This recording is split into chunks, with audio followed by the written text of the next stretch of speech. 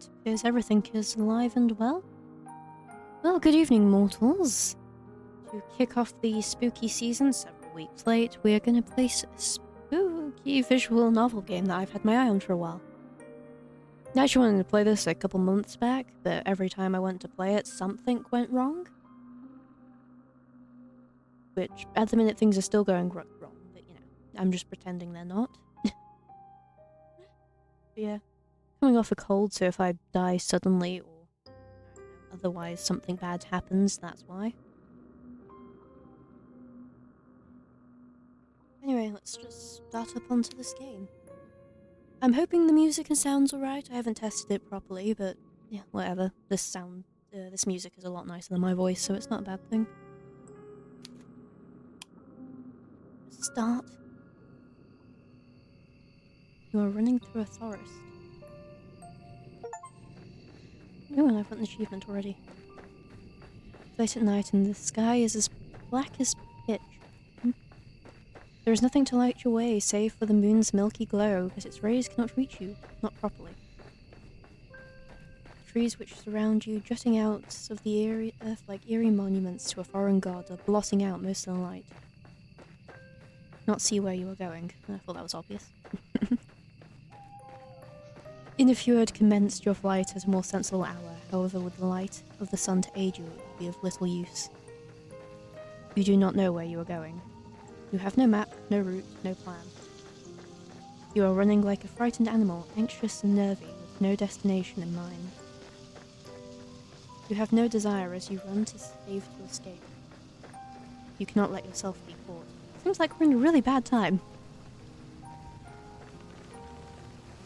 If that were to happen, you are certain that you would be ruined. You have no choice, therefore, but to keep going on and on and on, through your feet are screaming at you for mercy. Sorry, I'm going to narrate this, but I cannot read, so sorry if any word sounds off. You have no idea how long you have been running. Time has begun to blend together, it has lost all meaning. Something sharp snags at the hem of your skirt, but you do not have the luxury to pause and examine what has happened. Instead, you tug. Your skirt tears, a sound splitting through the forest, and you stumble forward with a shocked gasp. You are free, but at what cost? Pervert, free. Your skirt has been irrevocably damaged? Oh god, I was not expecting a reading contest. It might be too late to worry about such trivial matters now, though. If you do not start running again, soon she will catch you. Ooh, she? Then your life will be over. You do not know if she is still following you. You do not want to risk looking over your shoulder. You were to see her silhouetted beneath the tree, looking at you with that sickly sweet smile, which once ensnared you, and you would lose what little nerve you possessed. Your legs would lock up and your blood would freeze in your veins. Then you would crumple. Whoever this she is, she does not sound like a good time. You would fall, but you would not hit the ground. She would be there to catch you. Did she not promise when you made that contract that she would never be alone? You would like to take back that silly wish of yours, but it is too late for that. It is too late for a lot of things. All you can do is run. Run and run while icy fogs... Flog? You run and run and run while icy fog swirls about your feet. It is cold enough to snap the heat from your body and when you shudder from it. It feels as though you are drowning. It's not good. But the art is very pretty. It feels as though you are being buried alive. Your knees and your shins, meanwhile, are bleeding. You cannot endure much more of this. But if you value your own life, you must. You run and you run and you run until at long last you reach a fork in the road. There are 3 paths which split off through the forest. Well, 4 if you count the path which you take. You cannot exactly double back on yourself, not when you have put so much effort into running forwards. You can only press on. They add that in for smart mouths like me would point that out. The 3 paths are signposted, which is something of a strange sight given you are so deep in the forest. Dark though it might be, you have grown accustomed to the shadows. You can just about pick the writing off this old dilapidated signpost, curved and slanted though it is. Your fate, if you will forgive me for sounding cliché, is in your hands. Now I wonder, which path will you take? Go to the shore, go to the village, or go to the castle? Well, I guess we start at the top and work our way down. Shall go to the shore. So you want to go to the shore? Good idea. What will you discover there, I wonder? The night is far from over, and there are any number of adventures still awaiting you. I hope that you have prepared yourself in advance, and I do hope for your sake that you have learnt how to swim. Yay, that's good, I do know how to swim, we'll be fine. I have a sneaking suspicion that this skill might come in handy. You follow the path which leads to the shore, supporting yourself on weary, aching limbs, which feel ready to snap at the knee beneath the burden of your weight. You are little more than a wisp of a girl, but you've been running for so long, your feet are so very numb, you feel a great lumbering thing. You need to lie down, and quickly. Your only hope is that you continue to run, that you'll find means to escape your current predicament by the shore. You do not know what awaits you, but you have visions of a harbour extending out to the high horizon, cradling a fleet of white-sailed fishing vessels. Surely there will be a kindly fisherman who'll be willing to take you far, far away on his boat, to a place where your pursuer will not be able to find you. Well, we might find a fishing man. Yeah, I have some idea what this game is about. Not much. You can imagine, too, the face of this kindly fisherman, a face you have lifted from the fairy tales you read in abundance as a small child. He will have thick, bushy eyebrows and a dark brown beard streaked through with grey. He will look intimidating at a glance, but he will be fiercely protective of you like a father.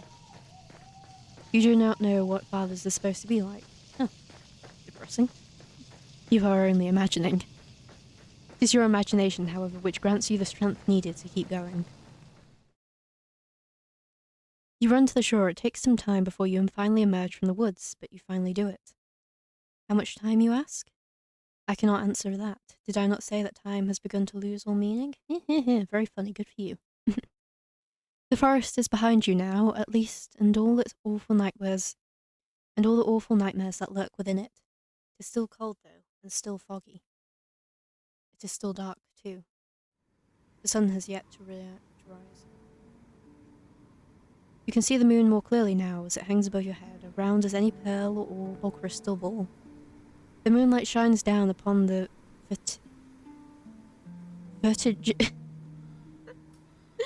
I like to think of myself as well red, and then something like that appears.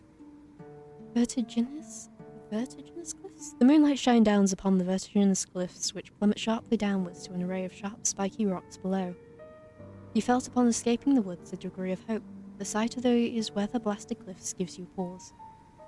You inhale. Then, you frown. Now what are you to do? Do not think of this plan of yours through very well. Now, not that you had much of a plan in the first place. There is little in the way of civilization here. The cliffs are far from the village. How far? You do not know.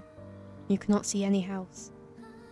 Where exactly will you rest your weary head, and what of your weary legs?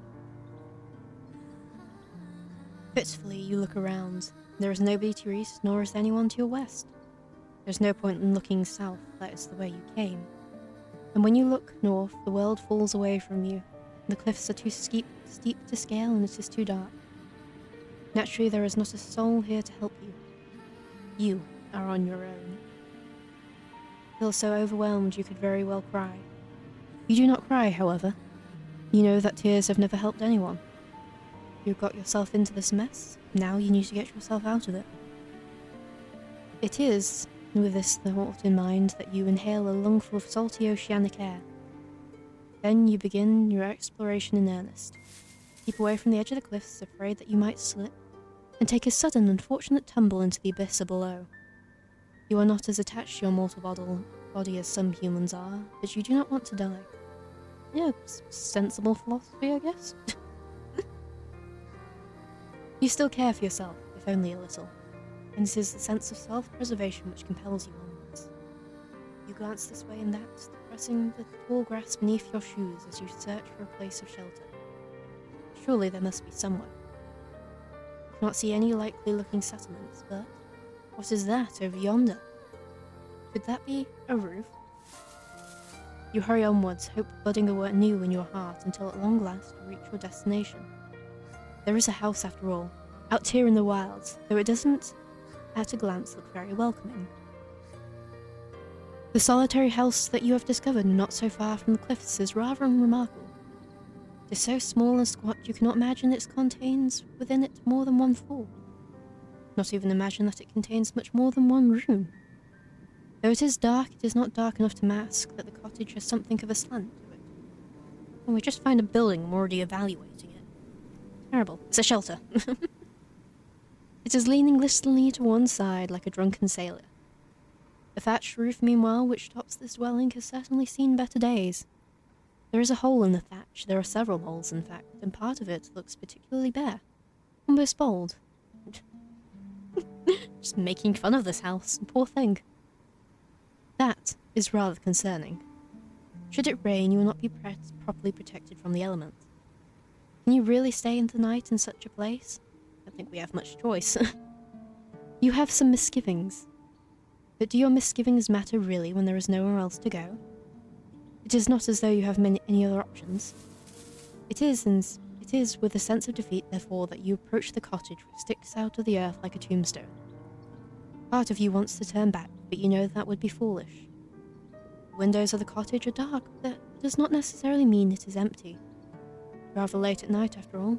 Whoever lives here, if indeed anyone does live here, might be asleep. You cannot imagine the owners of this cottage will appreciate being roused so very late at night. Not to let yourself worry too much about these small details, however. Yeah, it's fine, we'll get over it. Otherwise, you will never get anywhere. You swallow the taste of the salty sea breeze as pungent in the back of your nostrils. Then you rap your knuckles off your right fist on the door. You rap quietly at first, but you do not hear any resultant shuffling inside the cottage. Perhaps you do not use enough strength. Emboldened, you rap your knuckle on the door for a second time, more loudly this time. You wait a few moments, but still you cannot hear anything. Perhaps the cottage is unoccupied after all. You knock for a third time, then wait. Third time is, as they say, the charm, but for all that your knocking goes unanswered. Well, nobody can say that you did not try.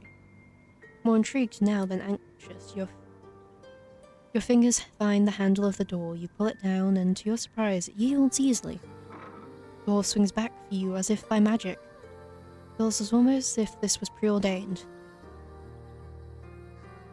You step foot inside the cottage, which is very dark, and glance around. It is hard to see given the lateness of the hour, but the cottage's interior is as inspiring as its exterior. God, we really are a house critic, aren't we? Yes, it looked about as shit on the inside as it did on the outside. Which is to say, not very. It is every bit as small and as cramped as you fancied when you observed it from the outside. There are a few cupboards which line the wall, a wood fire which has since been extinguished, and a straw pallet on the floor which must function as a bed. Your search is unsuccessful, however, when it comes to trying to locate other humans. You cannot find another soul. Surely that is to your benefit, though. If nobody else lives here, then you might as well make yourself at home. Or as at home one can be, I suppose, in a small, cramped cottage such as this with holes in the roof. Close the door behind you and then approach the straw pallet. All of a sudden you feel incredibly weary. The tiredness that assails your limbs is absolute, so intense it overcomes the last of your concerns. You settle down upon the straw pallet, yawning as you do. It is not comfortable, but being able to lie down eases some of your aches and pains. God, we really are Goldilocks. And the straw pallet on the dilapidated cottage was too hard. Lying down, even on an uncomfortable makeshift bed such as this one is better than standing. It is far, far better than running. Say that again. Your eyelids fall shut, your lashes melting together, and soothed by the sounds of the wind and the distant rolling of the waves, you fall asleep. Then you begin to dream. It is not uncommon, of course, to dream. The best and the worst of us do it. From queens in their castles to peasants sleeping in the straw. Hey, that's us. Why, who is it to say that all you have observed tonight has not, in a sense, been a dream of its own? Would that make your nighttime fancies, then, a dream inside a dream? Perhaps our dreams are empty, hollow things stacked inside one another like little wooden dolls. Is that not a whimsical thought? No, very, very fun and whimsical. How very droll.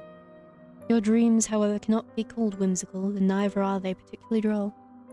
They are not pure fabrications, as dreams sometimes are, fleeting fancies which can never come to pass.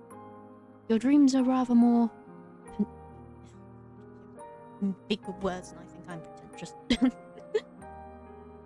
Your dreams are of a rather more... dreams. In your dreams, you are at the conservatoire?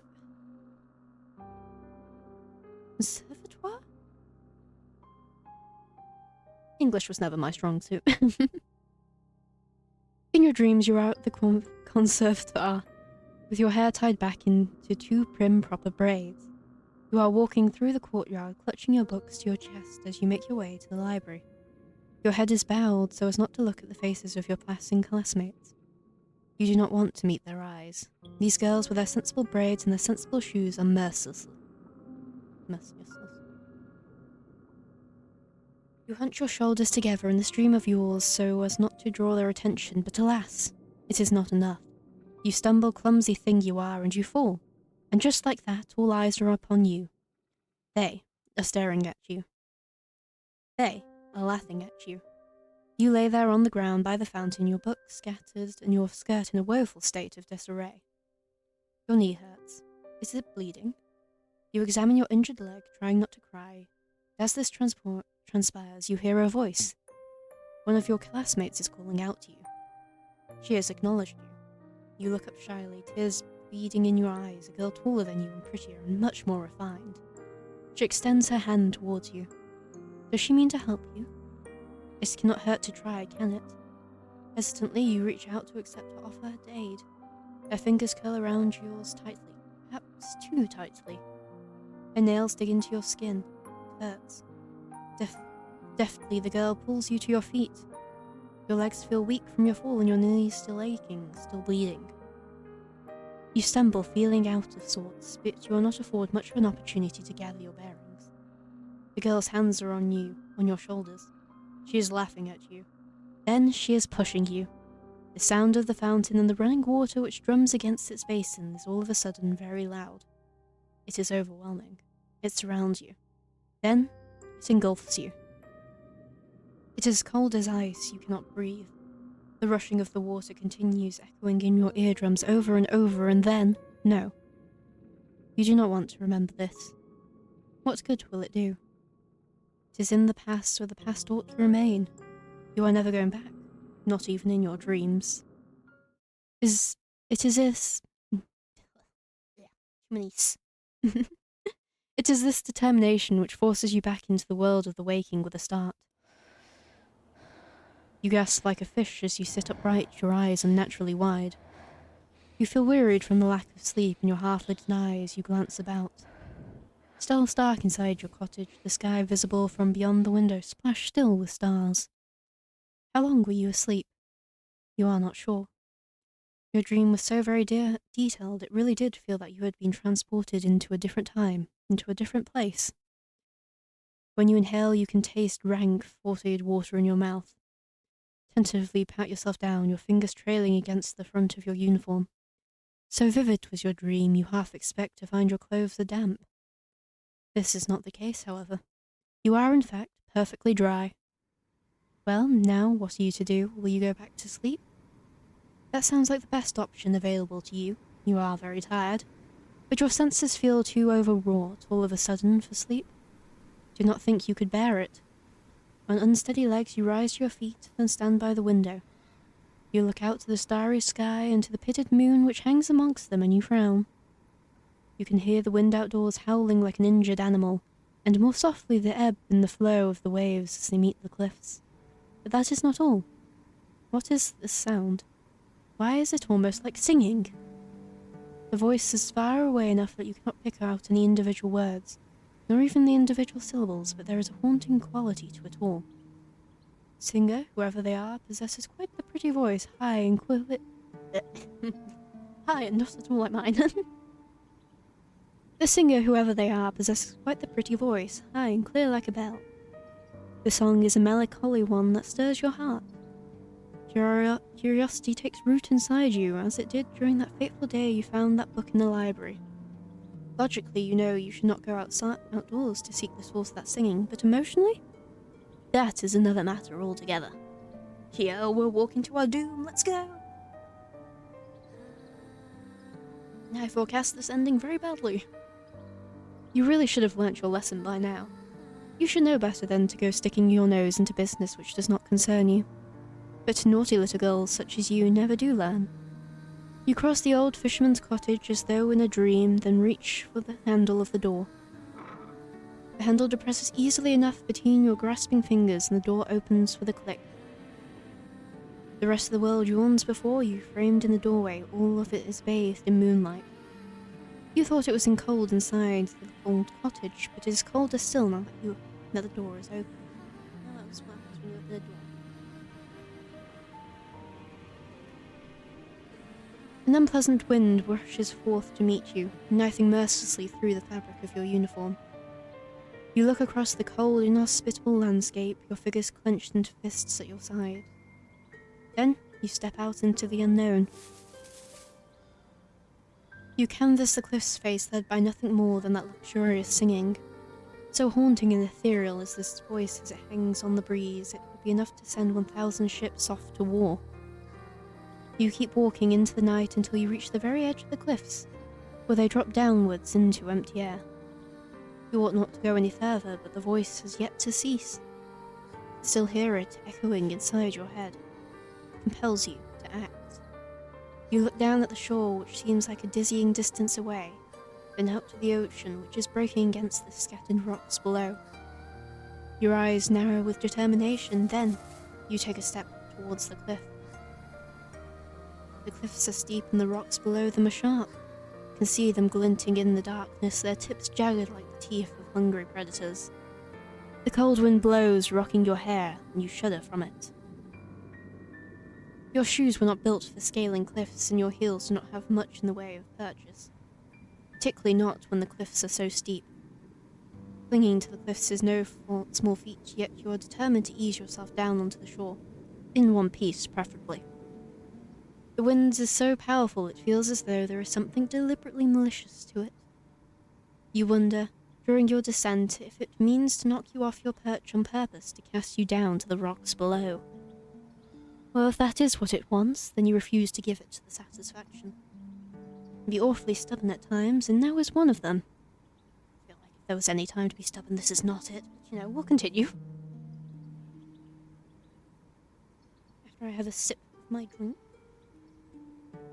You continue to climb. How long have you been at it now, until at long last your feet meet the shoreline below? You have made it, and you did it, and you did not sustain too many injuries. Your palms are throbbing, yes, after grifting those rocks, and you might have a few cuts, but your wounds are of a shallow and superficial sort. Things could have been worse. You flex your fingers, they feel uncomfortably numb and cold alongside it. Your skin is prickling, but at least you can feel...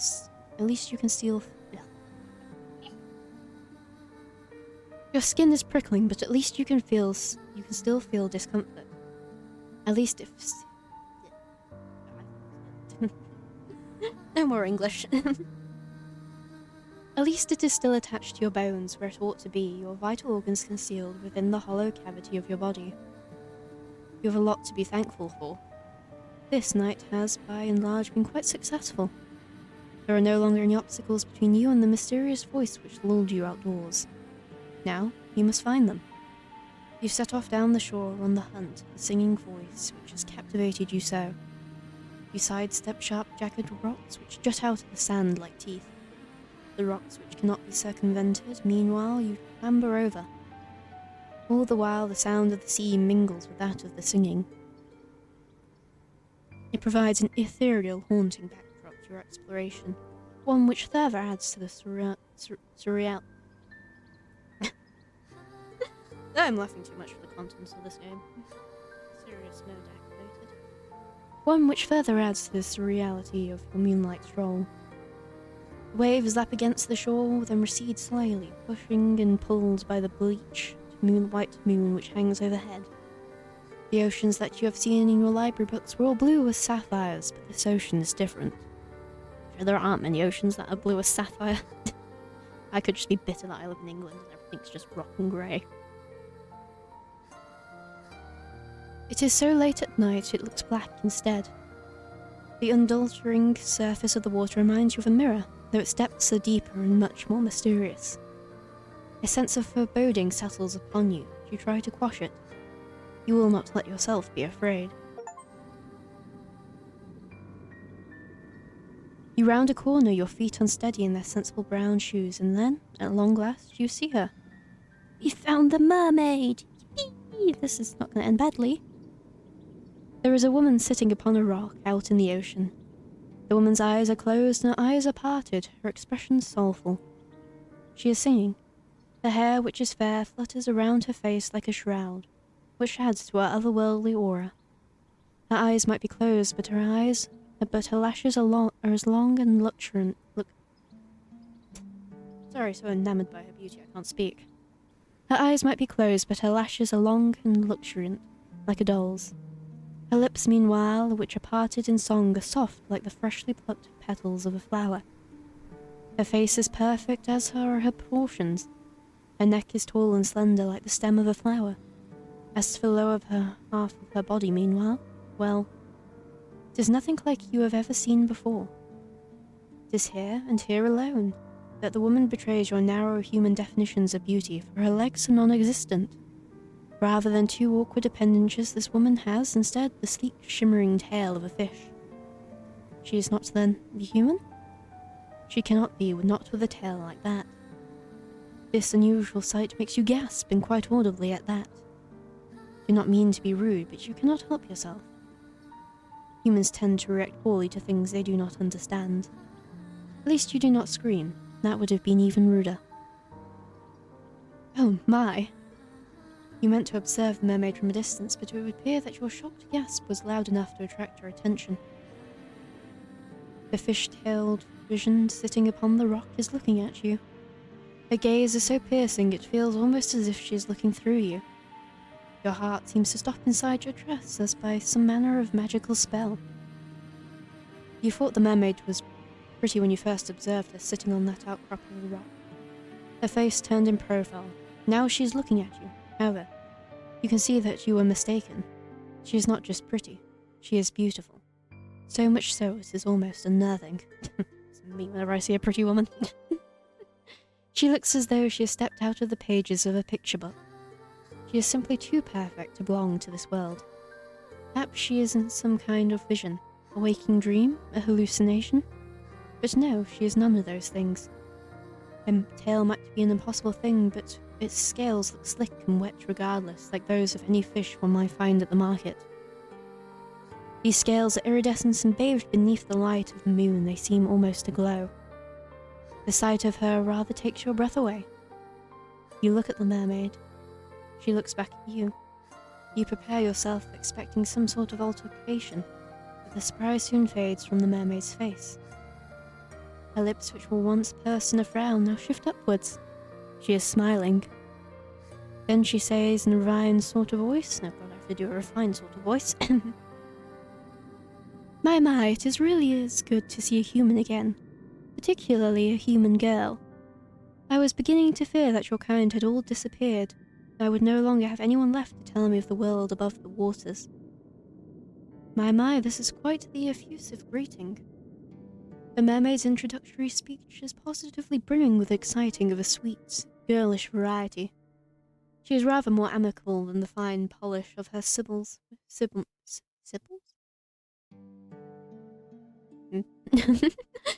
She is rather more amicable than the fine polish of her sibyls would make one suggest. She might be a well-bred lady yourself, with an accent to match, but you cannot help but feel overwhelmed. Anxiously you observe the mermaid and you ask her what she means. What happened? As to that, I'm afraid I cannot say. I have been sitting on these rocks and singing for many, many nights, but nobody has come to see me. there have been no lovely humans for me to play with. I was beginning to wonder whether your kind had disappeared altogether.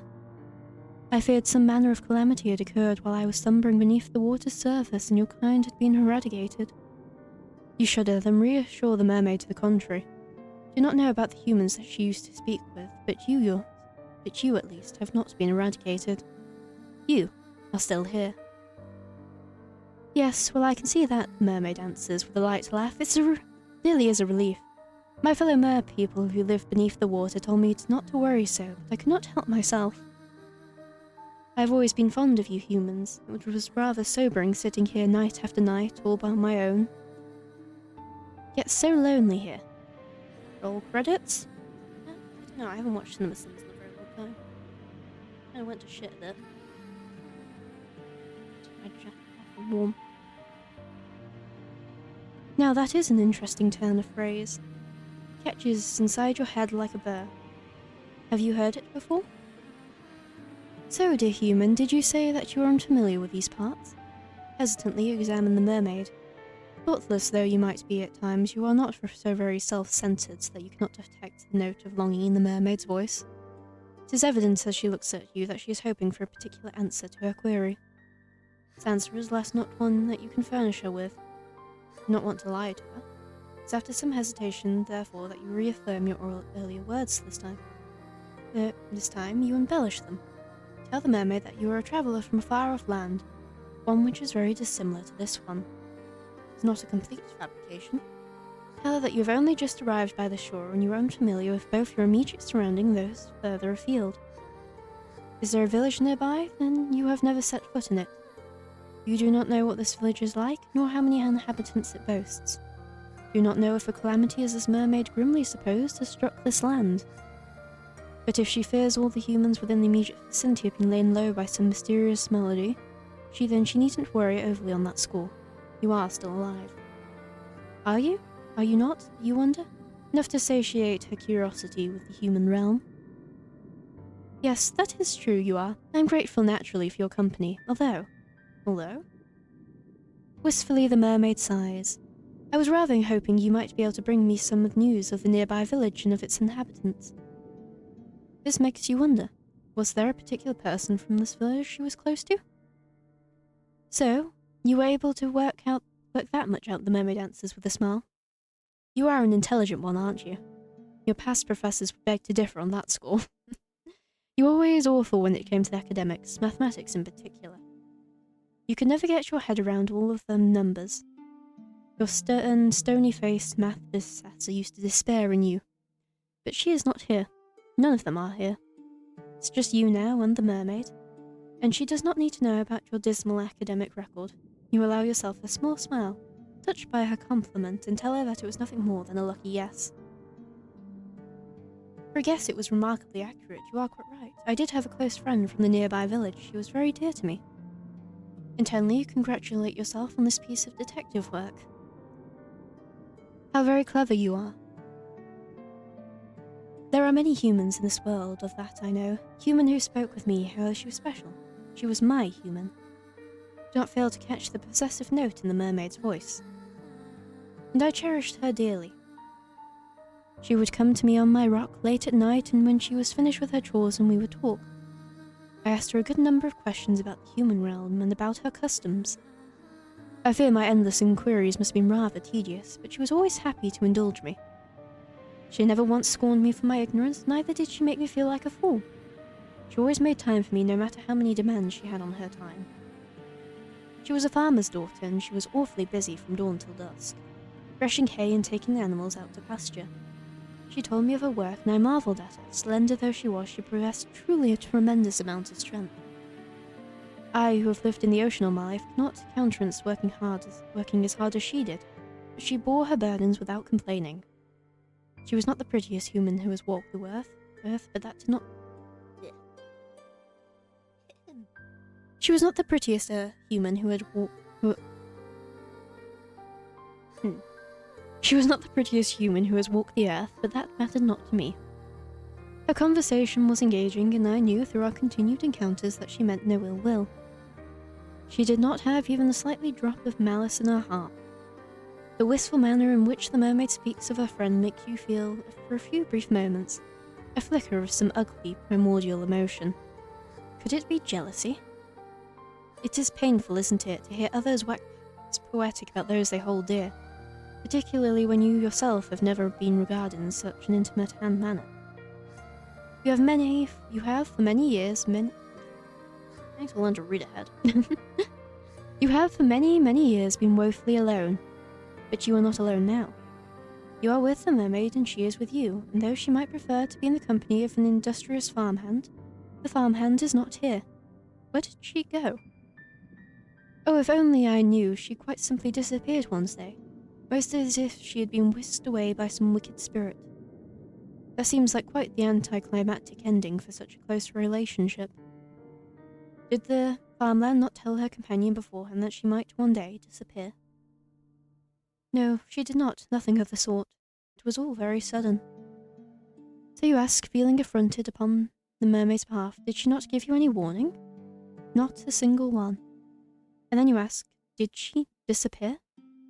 I do not know, in truth. Time is a strange concept to beings such as myself, particularly as it seems to ebb and flow differently above and below the surface. You humans have a strange compulsion to pin down and place labels upon everything. You have names for your seasons and for your months and even for the days of the week. It's all very precise. We merfolk, however, do not bother with such affairs, perhaps because we live for so much longer than you humans do. Okay, so the farmhand probably just died of old age, which is unfortunate. We have no need to obsessively document our days, not when we have so many of them at our disposal. This curious remark catches your attention. How long exactly do mermaids live for? The mermaid does not look much older than you, but you cannot help but wonder. My, nosy aren't we? The mermaid asks as she laughs, a soft tinkling sound like that of a bell which makes you blush. Were you being nosy? Perhaps you were. You have always had a thirst for knowledge, not of the dry, dusty academic variety, but of stories people with strange persons. Literature was the only subject you were ever any good at. Again, it is hard for me to quantify, but to put it in terms of a human like you can understand, I suppose we mermaids can live for centuries. Centuries? That is quite the surprise. But perhaps it shouldn't be. You have been subjected to any number of surprises tonight. What is one more to add to the pile? I have not been waiting quite that long, however, for my friend to return to me. I think it has been but a few seasons. It might not sound like much, but never before have I been so aware of the passage of time. I have experienced any number of wants during my life, but I have never wanted anything quite as badly as I want to see her.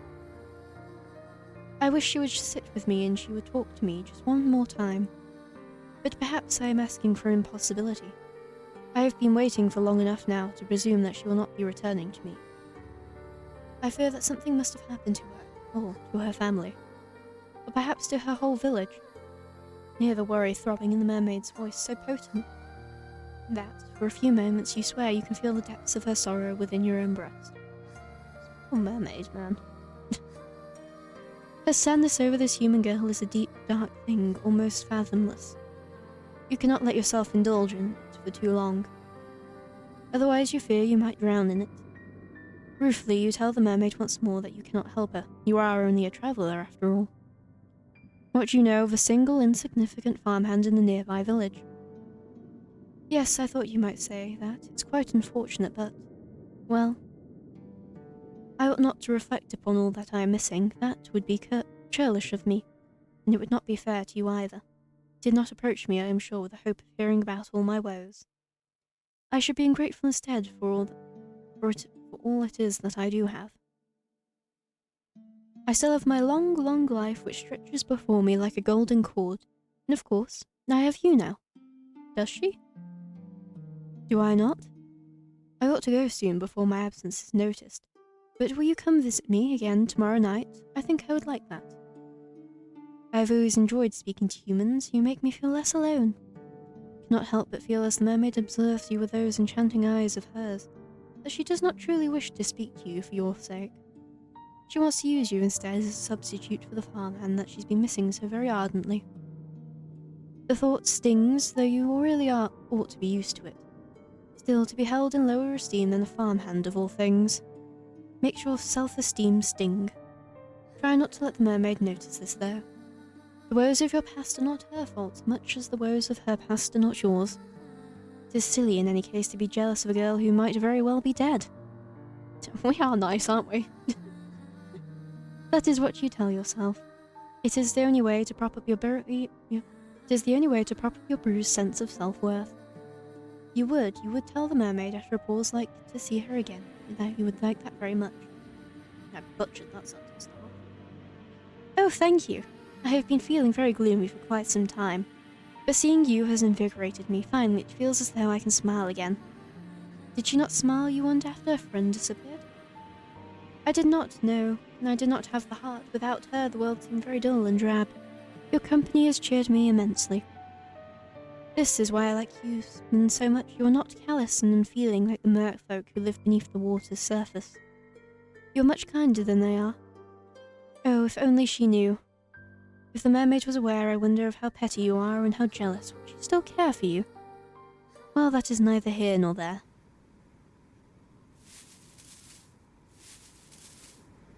You agree to meet with the mermaid come sundown the following night.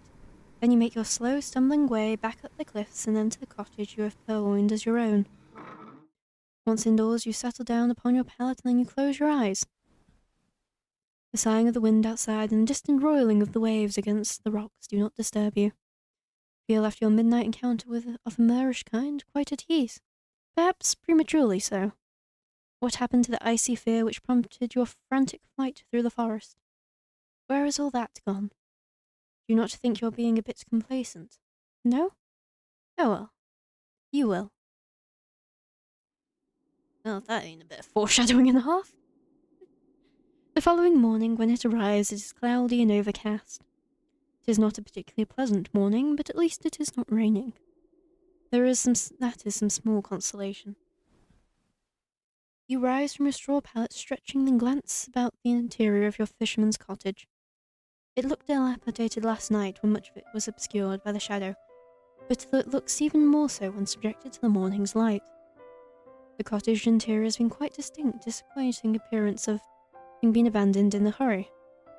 There is broken pottery strewn upon the ground, and the singular wooden chair, which once must have stood by the singular wooden table, is lying on the floor. Doors of the cupboards meanwhile are ajar, the shelves within depressingly bare. Quick search reveals a handful of edibles. There is precious little to be getting on with. You wish to live here comfortably, you will have to look into foraging. You ate very little last night, and your stomach is empty. It was the malcontented rumblings of your stomach, in actual fact, which roused you from your slumber. Your body seems to be very far away indeed, much like the grey clouds which choke the sky. You are not thinking of your own physical discomforts. You are dwelling instead upon the events of the night prior. I'd probably be dwelling on that as well. And my cat's left. I guess he doesn't like the story. You cannot help but think of the mermaid. Did you truly meet an aquatic maiden last night during your nightly stroll, when you could not sleep? It sounds unreal, especially now that the sun has risen, the shadows from the night prior have dispersed. You cannot quite believe it. It must have been a dream. But why then can you recall it so very clearly? You help yourself to the scant food and drink available to you, all while thinking of the next course of action. Now what? Now what are you to do? You plan, of course, to return to the shore come nightfall so that you might once again see the mermaid, but the night will not arrive for quite some time. You need to find some means of keeping yourself occupied until then. The uninspiring interior of the cottage does not furnish you with any particular ideas, so decide to go for a walk. Your soul still ache after your excursion last night, but if you go slowly, you ought to be alright. Sorry, rearranging something. This is what you hope, at least. You do not want to spend much more longer than you have in the fisherman's cottage, no matter how cold it might be outdoors. It's almost as cold inside as it is out, and in any case, the cottage is far too small. You leave the cottage behind you and set off. Do not know where exactly you're going, but I suppose it does not matter overly much. You do not have any particular destination in mind.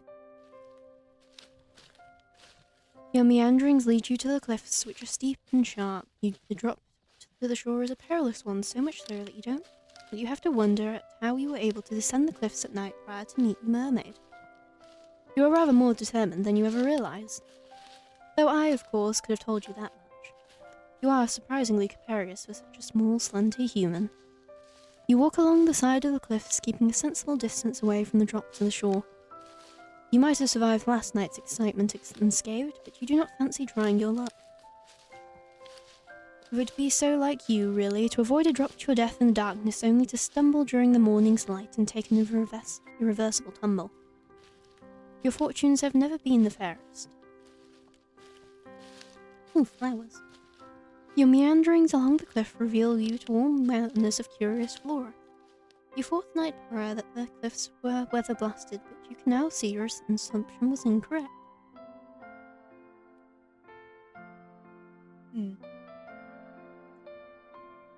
Just tastes like pineapple. Quite pleasant. There are flowers here, very warm and bright, like the sun's light during the summertime. Or you think, with a flush of pleasure, the fair hair of the mermaid whom you are certain you spoke to last night. These flowers are so like her hair, it is uncanny. Step towards the flowers, drawn towards them, and sink down to your knees. Tall grass blushes your ankles like a caress, the morning's dew wetting your skirt. Your clothes are getting damp, as are your legs, but you care not for this minor discomfort. You have just had an idea. Why not make a gift for your new friend? You're sure that she would appreciate it. Why should she not? She told you in a voice which was steeped with dour that she had been feeling lonely. You want to see her again, and when you next see her you would like to make her smile. It is with this thought in mind that you begin to pick flowers which are growing upon the cliffside. These flowers do not have any thorns, and their delicate stems snap easily enough between your fingers. Take care when plucking these flowers to leave a substantial amount of stem intact. You will need these stems so that you might twine the flowers together. You mean to make for your mermaid a diadem, something she will be able to wear in her hair. This tiara is certain to suit her. She is so pretty, anything would suit her. Continue to work slow and steadfast as the weak sun shines. It takes time, but you are eventually able to fashion something you are satisfied with. You only hope the mermaid will feel similarly. Why do I feel like this is going to lead to something bad? Everything's been quite grim so far. If indeed she really does exist. Carefully you pocket your makeshift diadem and decide to forage for some food. Discover during your search some fruit dreams whose sweet burdens are enough to fortify your spirits. For the present, at least. It is fortunate, really, that you were so excited about your moonlit... God, I think my throat's giving up. I have to quit soon. It is fortunate, really, that you are so excited about your moonlight rendezvous with the mermaid. If you were less focused upon your future and dwelt more in the immediate present, you might have felt more of an appetite. The emptiness in your stomach... You return to the cottage wherein you meet to wait for the setting sun. There is very little to do, you soon discover, in the cottage other than checking the cupboards and sweeping the floor. Occupations which both feel depressingly pointless. There are no books to read either, with which you might pass your idle hours. You do, however, busy yourself with trying to light a fire so that you might ward off the cold. The time is horribly slow passing, in part because you have precious little to do, but also because your mind cannot stop thinking of the mermaid. Will she really return to the shore as she said she would? Can you truly trust her? Oh, you hope that you can. If she were not present at your designated meeting tent, you think you would die from disappointment. The seconds continue to trickle by, unchecked by any hourglass, and as they do, the sun sinks beneath the horizon. Part of you worries, however, that it might still be too early to search for the mermaid. Will she be there yet? You sit there, your stomach tied up in anxious knot, and as you listen to the winds which buffets your windows, you hear it. The sound is faint, but you recall it well from the night before. There is a single, solitary voice outdoors, tempest-tossed amidst the rolling waves. The voice is high, clear one, silvery, if indeed voices can have colours, like a finely polished dinner plate in a noblewoman's home. The voice belongs, of course, to the mermaid. Who else do you know with a voice as angelic as that? Relief begins to bubble up inside you, a relief so potent you feel dizzy from it. She did not abandon you after all. Why, you wondered, did you ever think she would? She said that she wanted to see you. Did you think that a mere nicety? Buoyed as if by a gentle breeze, you hurry to the door. Trembling fingers, they are trembling, I presume, from excitement rather than fear. You seize the handle and turn it. Then you step out into the dark, inky night. You walk towards the cliffs as you did night prayer, beneath the cover of the inky blue sky, the winds moaning thickly with every step you take. Souls still ache from your expedition, the day's prayer, but you are able to ignore this discomfort. It seems irrelevant, really, when compared to the prospect of once again meeting the mermaid. You have known her for only one night, and yet she has come to mean more to you than your own well-being. Do anything for the mermaid if she asked it. Yeah, this doesn't sound good. Well, almost, in the think. You hurry down the sharp incline of the cliffs to the shore, almost stumbling in your scuffed brown shoes, which really were not built with rock climbing in mind. So frantic are you in your attempts to once again make the mermaid's acquaintance, you nearly fall. It's a good thing that you still have enough sense about you to regain your footing. Otherwise, this tale would come to a premature ending. Eventually, you make your way onto the shore, then approach the jagged outcrop of rock where you last saw the mermaid. Like the night prior, the mermaid is perched upon these rocks, her fair hair strewn about her shoulders. When she sees you from across the shore, she ceases her singing and her eyes light up. Or at least they seem to. So you have returned to me, my hero, the mermaid says, and then lightly she giggles, or perhaps I should say heroine. Her praise make you blush, you do not feel worthy of it. Nobody has ever called you a heroine before. Why do I say heroine instead of... Do not even think of yourself as a heroine. If a story were made about you, you think you would be a supporting character, one without their own voice. You are not interesting enough. The mermaid seems to think you are, though. She is staring at you delightedly, as though you are the one person in the world she would most wishes to speak to. The thought makes you tremble, but not so much as the mermaid's gaze. You tell the mermaid that you do not think you are so brave, but she dismisses your would remark with a laugh. I think that you are. I saw the way you scaled those cliffs. I thought that was very heroic. Oh, so she saw that, did she? Then did she see how you slipped down the cliffs, grazing your palms in the process, and how you very nearly fell? You have never been the most graceful of girls, but to have your failings exposed before being as poised and perfect as the mermaid. It stings a little bit, more in fact than the resultant grazes of your palms your clumsiness wrought you. Tell the mermaid that you are nothing so very heroic about all of that. You were simply excited, that is all, to see her again. You weren't thinking.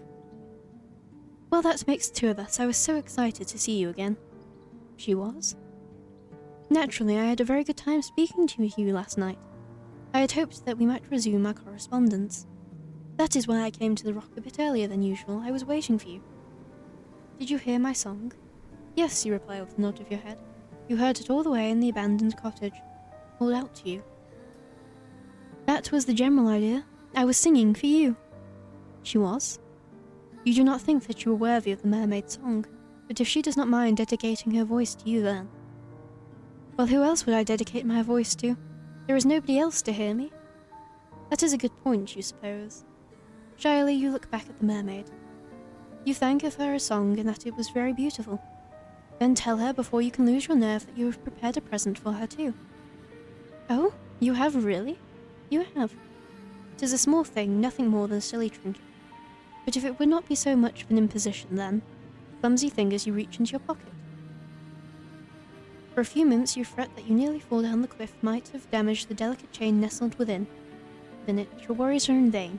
The chain is surprisingly sturdy given that it was only made with a few flowers, and it had held firm against the odds. You handle the chain with great care, all the same, however, as you hold it out, presenting it for the mermaid's approbation. It was for the mermaid that you fashioned this chain. You thought that it would look nice nestled in her hair. You were pleased with the chain when you first made it, but after looking at the mermaid's, you begin to reconsider. The mermaid's beauty is otherworldly, so much so it almost hurts to look at her. Your flower crown by comparison seems a very meagre offering indeed. The longer you hold the gift out, the more unworthy it feels. You have half a mind as the second elapses to snatch your silly, wholly unworthy gift back from the mermaid before she can judge you too harshly. But the mermaid's lips curve upwards into a smile, and in a voice so full of gratitude it makes your heart throb, she says, "Oh my, did you make this for me?" "Well, yes," you reply, still feeling a little flustered. "Saw these flowers earlier when you went for a walk and they made you think of her." Not, you hasten to add, that you think her beauty is comparable to these flowers. They are far inferior when contrasted with her good looks. You simply thought. You're unable to get the rest of the sentence out, however, because the mermaid interrupts you, not rudely, but with something resembling compassion. Perhaps she pities you. She must be able to hear how your voice is trembling. Can she also see the way your hands tremor? Oh dear. Faint hearts never won the hand of a fair maiden, you know. What happened to all your confidence? I think that your gift is a wonderful one. I did not expect it at all, but it is really pretty. You look at your feet, too shy to meet the mermaid's gaze. Then you say very quietly that you're glad she thinks so, but she does not need to spare your ego. You have precious little of it left as it is. The mermaid seems touched by your shyness. Perhaps she likes to prey on the self-conscious because she smiles. I am not simply saying these things to spare your ego. I am not like that. Humans might spot attitudes as easily as they breathe air, but I do not compliment others unless I truly mean it. Is that not the point of speech? To have an honest dialogue with one another? If one party in a conversation is without withholding their true intentions, then conversation is impossible. Playing games is a waste of my time, particularly given my time above the surface is so very limited. Blush at this, more deeply still, and survey the mermaid beneath your full fringe of your eyelashes. Then she really does like it? Did I not just say that? You humans are so funny with all your second-guessing. She was like that too in the beginning. She? My friend. The mermaid's answer is a simple one, but it makes your stomach clench regardless. Ah yes, her friend. How could you have forgotten about her? She used to make me gifts too, you know, gifts like this one. She would put flowers on the cliffs over there where I cannot tread. Gestures with one hand to the cliffs which tower above the shore, tall and imposing as though to stab the sky above. She would fashion them into crowns like this one, and bracelets. I was appreciative of her tokens, though she was similarly shy when she first presented them to me. She did not seem to think very much of her handiwork. You and her are remarkably similar, really. There is no growl to them in the mermaid's voice, but her words have rather taken the wind out of your sails. Of course the cowherd gave the mermaid gifts. Why would she not? The mermaid is beautiful. She is so very beautiful, like a sultry goddess, and she seems to invite tribute simply by existing. Were you more religious, or more irreligious, maybe? You might have even considered worshipping her. Though in essence, is that not what you were doing with your flower crown? How silly of you to think that your idea was an original one. I might be accustomed to gifts, but as long as any human has bequeathed me of anything. This is such a pleasant surprise. I am truly thankful for your kindness, dear one. The mermaid leans forward from her rocks as to put the circlet from your fingers. Her benevolent smile all the while is unwavering. And now that I look at your gifts more And now that I look at your gifts more closely, I think it is a superior quality to gifts my old friend once gave me. Now this is enough to make you start, if the touch of the mermaid's fingers upon your own was not. Could your silly gift really be better than those old ones she accepted? I think so. My friend's trinkets were all rather clumsy in execution, though I cherished them nonetheless. They were very precious to me. They did not last for very long, though. Not when I took them with me to my home beneath the ocean. The water soon rendered the fragile links between the flower stems asunder. Your diadem, however, seems more sturdy. It is, by the same token, very delicate.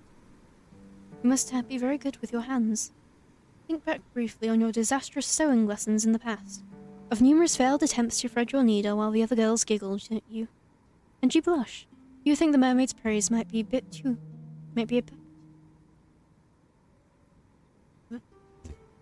B. Hate the letter B. You think the mermaid's praise might be a touch too effusive. You tell the mermaid as much, but she only laughs. I do not think so now. The mermaid places your floral trinket upon her head, over her long, fair hair, then surveys you in a manner which seems almost coquettish. What do you think? You think that the mermaid looks radiant, though it is less because of your gift and more because of her natural looks. Tell the mermaid this, though not quite in the terms this glowing, and she giggles.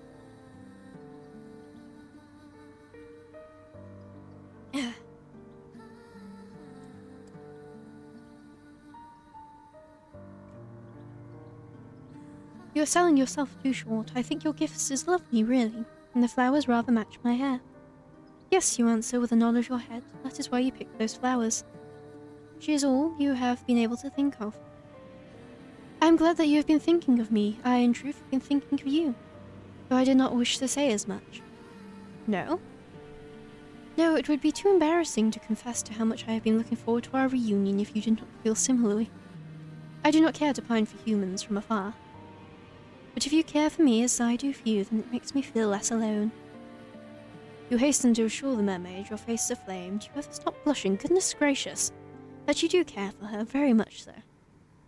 You have not known her for a very long time, but she has certainly made an impression upon you. She is such an easy conversationalist, the time simply slips by when you are together. It does not hurt, of course, that she is so pretty. I have heard it said, yes, that my looks are rather appealing. My old friend was similarly complimentary. I cannot blame you humans for being so taken with me. My form is so very graceful.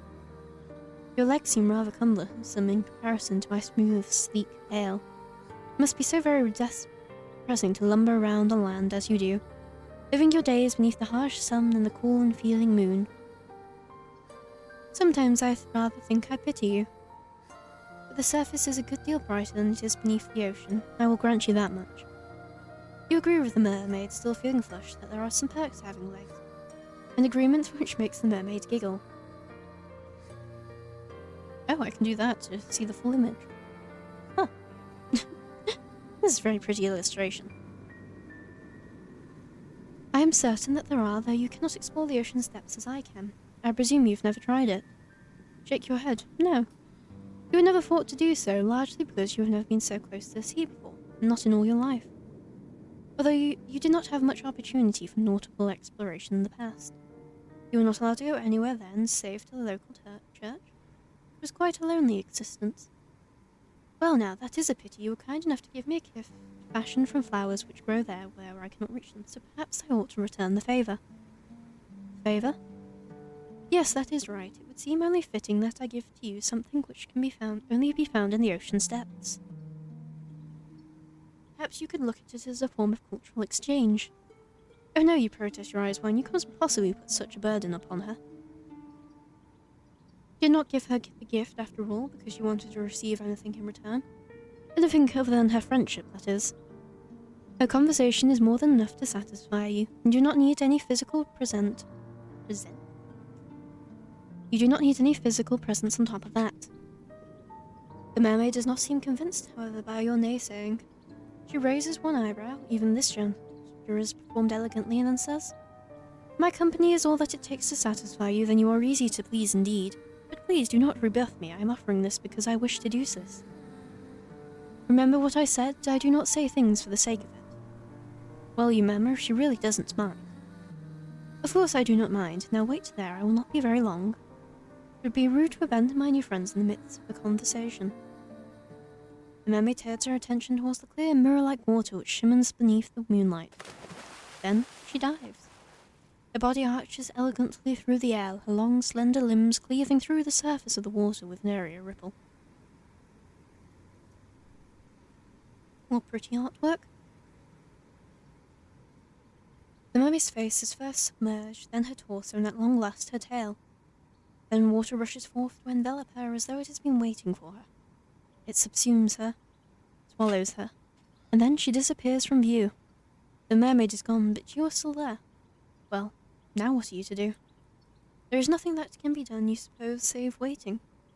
You stand there for several moments, watching the black water lap against the shore. The breeze howls mournfully like a wounded animal as it buffets your hair about your face, your torn skirt around your legs. Time elapses, but how much of it, while you stand there, fretfully fleeing so ostentatious to the main pool? Yeah, my mum yelling downstairs. When will the mermaid return? Will she ever return? You are starting to worry, is that all you do? When, look over there, by the rocks upon which the mermaid once sat, the water is rippling. Looks as though your new friend has returned. The mermaid pulls herself onto the rocks using a surprising amount of body strength and smiles at you. I apologize for the wait. I hope I didn't make you worry. You were worrying, but you are not as half as honest as the mermaid. Mermaids might be spoken of as devious tricksters who lure sailors to their deaths, but they are in actuality very sincere. They are much more sincere than most humans. Perhaps that is why your kind fears them so much. There are few creatures who inhabit this world who have the capacity of lying as greater than your own. You tell the mermaid that you are not worrying, and she answers with a wry smile. I'm not so sure about that. Ah, the mermaid is wilier than you give her credit for. She has seen straight through you. But no matter, it took me some time, but I was finally able to retrieve for you a gift. I do not have the means to turn this into a pretty piece of jewellery as you did with the flowers, but I wish to give it to you nonetheless. I do hope that you like it. The mermaid leans forwards and holds her gift out towards you. Her slender fingers unfurl about it like the petals of a flower being folded back and... Oh, what a pretty gift it is! The ocean might be deep and dark, cold and revealing, but the same cannot be said for the object which glitters upon the mermaid's palm. She has fished from the depths of the water a beautiful shell, one which shimmers prismatic colours beneath the moon's light, much like the scale of her tail. The shell is so very pretty it quite takes your breath away. You look at the shell worriedly, your teeth biting your lower lip. That is a bad habit, you know. You will make yourself bleed. Then ask the mermaid if it's really alright. Would a gift like this not be wasted on you? Of course not. I want you to have the shell because it makes me think of you. It does? How so? I thought it should be obvious. The shell is a lovely find. As are you. Oh. Did she just call you lovely? Surely you must have misheard you. You can scarcely believe it. It is an awful lot for you to take in. But... Now why are you gawping at me like that? The wind will change, you know, and then your face will be stuck like that, which would be quite the shame. You would waste your good looks, which for a maiden such as yourself would be nothing short of a tragedy. It seems as though the mermaid really does think you are pretty after all. The mermaid with her smooth skin and her fair hair. You can scarcely believe it. There is something almost laughable about the mermaid's compliments. How could she call you pretty when her looks are so immediately obviously superior? Tongue-tied, you look at your feet. Do not know how to reply to the mermaid. Rocks. Do you not know how to reply to the mermaid? You have half a mind to refute her words, to tell her that you are not really pretty. But not really. But you fear that might look rude. Do not want to rebuff the mermaid's well wishes. There is nothing for it, then, but to take the shell which the mermaid retrieved from the ocean depths for you. Do not think that you are worthy of it, but neither do you want to refuse it. Now that is a surprise, the mermaid says, amused as you reach for the shell. I do not think you would be bold enough to take it. Not without more coaxing on my part. You have exceeded my expectation. What a good girl you are. Your heart flutters with this praise, and it flutters all the more when your trembling fingers brush against the mermaid's palms. She presses the shell into your skin, and your own fingertips tighten about it. The shell is sharp and pointed and digs uncomfortably into your skin.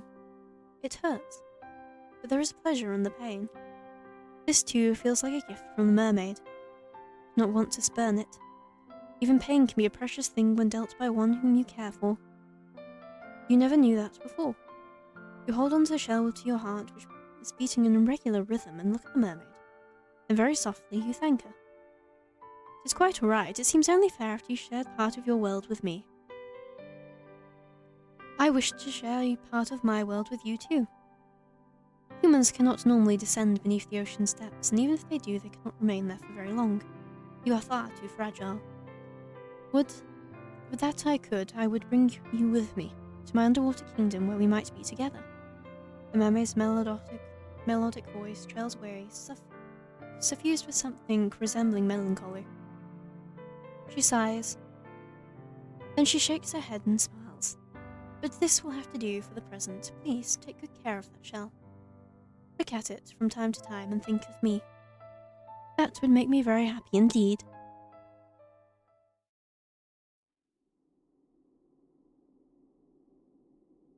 Days pass following this nightly encounter with your aquatic acquaintance with an almost intolerable slowness.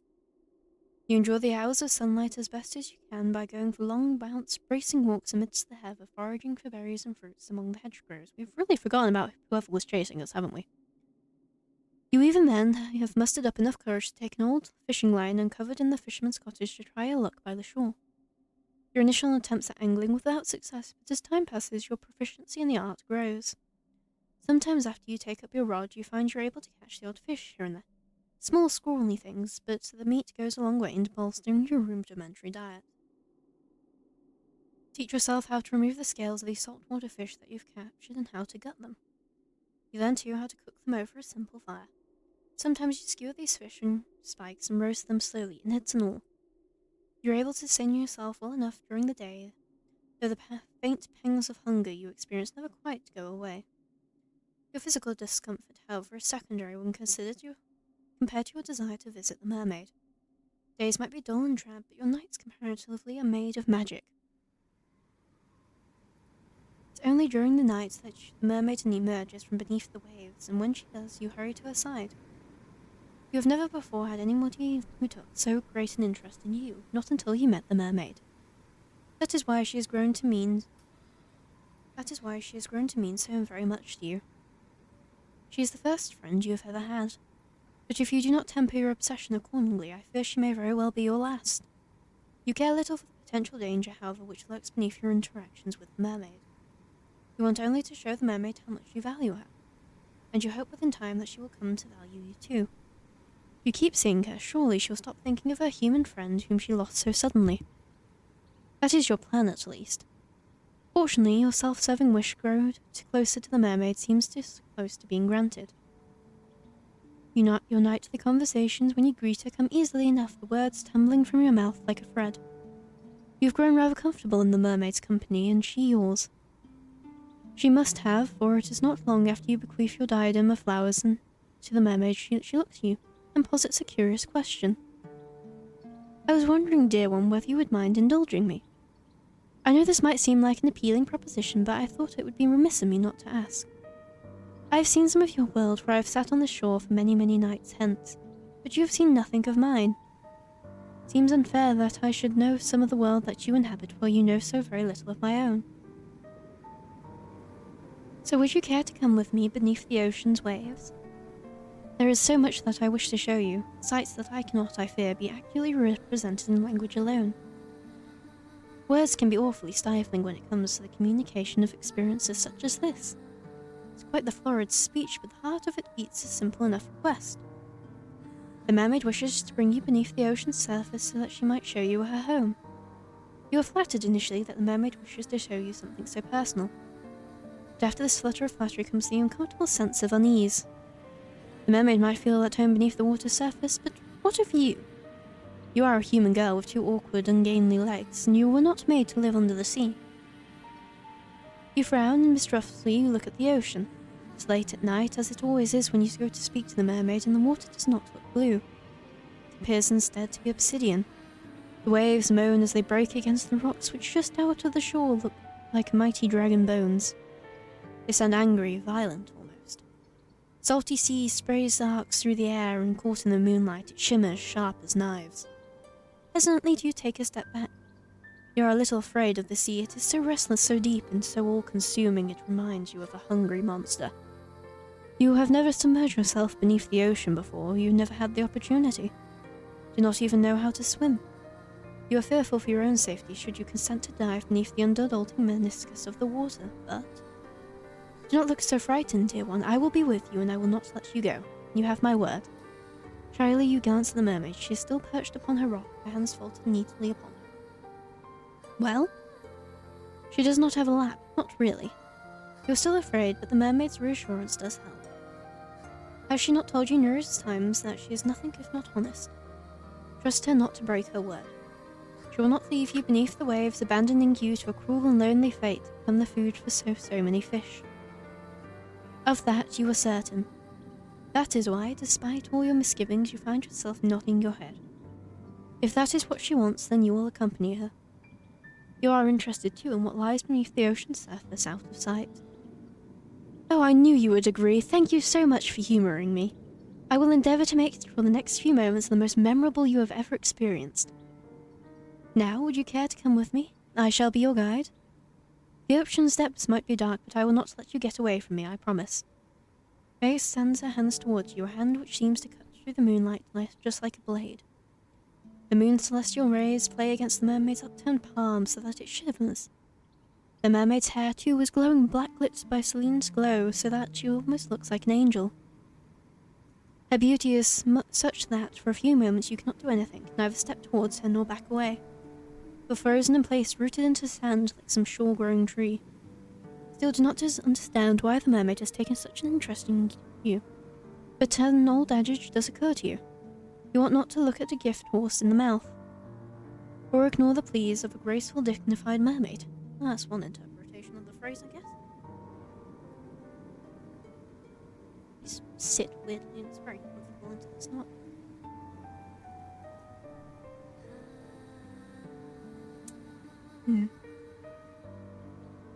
You reach out, your arms shaking like the skinny bough of an ancient tree. You find the mermaid's hand with your own.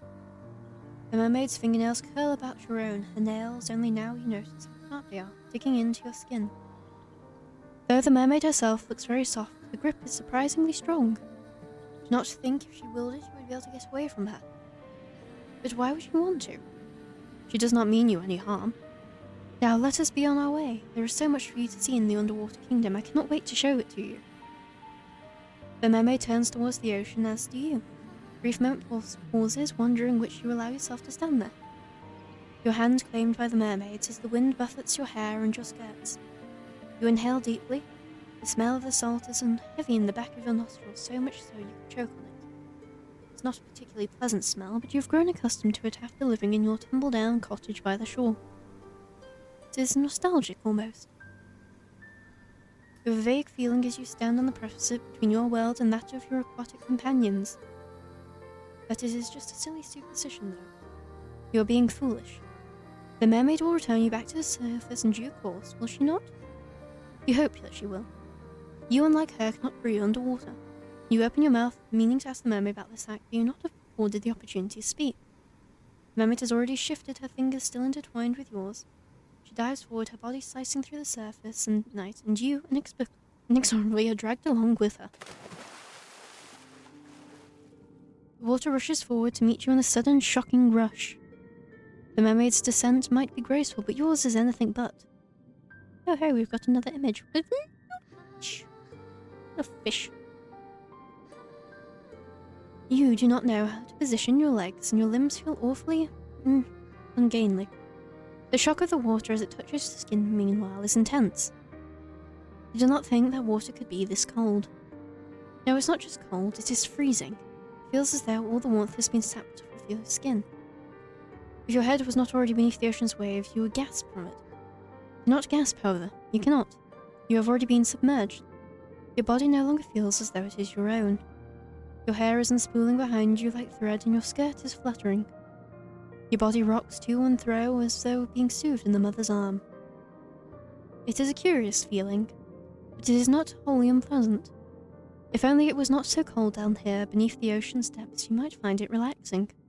It is dark under the surface of the water, yes, but you have not ventured so very far, not yet at least, that the glow of the moon cannot penetrate its depths. Your surroundings are illuminated, though faintly, and thanks to the precious illuminations you can see schools of fish swimming about you. Their scales all glisten and their arc through the waves like rainbows. They do not look like life forms. They appear instead to your fairy tale-addled mind to be ancient relics brought to life through some strange arcane sorcery. They are pretty. No, that word is not significant enough. They are beautiful. Did not know as you stood upon the shore how full of life it was beneath the water's surface. Did not know either how very beautiful these aquatic denizens of the deep were. You have never seen fish like these before, not in real life.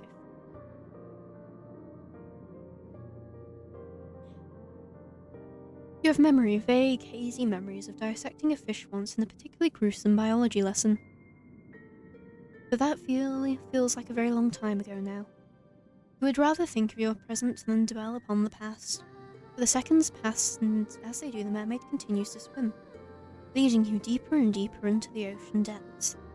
While once you were close enough to the surface that the moon's light could still slice through the waves, now it is very dark, you can scarcely see. The vision is beginning to blur, you feel uncomfortable pressure weighing down on your inert body. You've descended when you realize with a ripple of anxiety too deep. Humans were not meant to descend into these depths. Now look at us drowning, how fun. The water once cold now feels freezing. It caresses every inch of your exposed flesh as if to sap what little warmth you might still possess. You shiver, and when you do, you swear that you can hear teeth chattering despite the water which stops your ears. The water is stopping up your nostrils. There is still so much water down here at the bottom of the ocean. It is endless. A mermaid might be able to breathe underwater, but you are not so very fortunate. Your body is far less sophisticated than hers and it requires oxygen with which to furnish your body with continuous strength, not salt water. But the thought of trying to inhale with endless water which surrounds you makes you shudder. You would rather not attempt it. You do not have gills. When will the mermaid take you back to the surface? Surely she must know that you have fast begun to near your limit.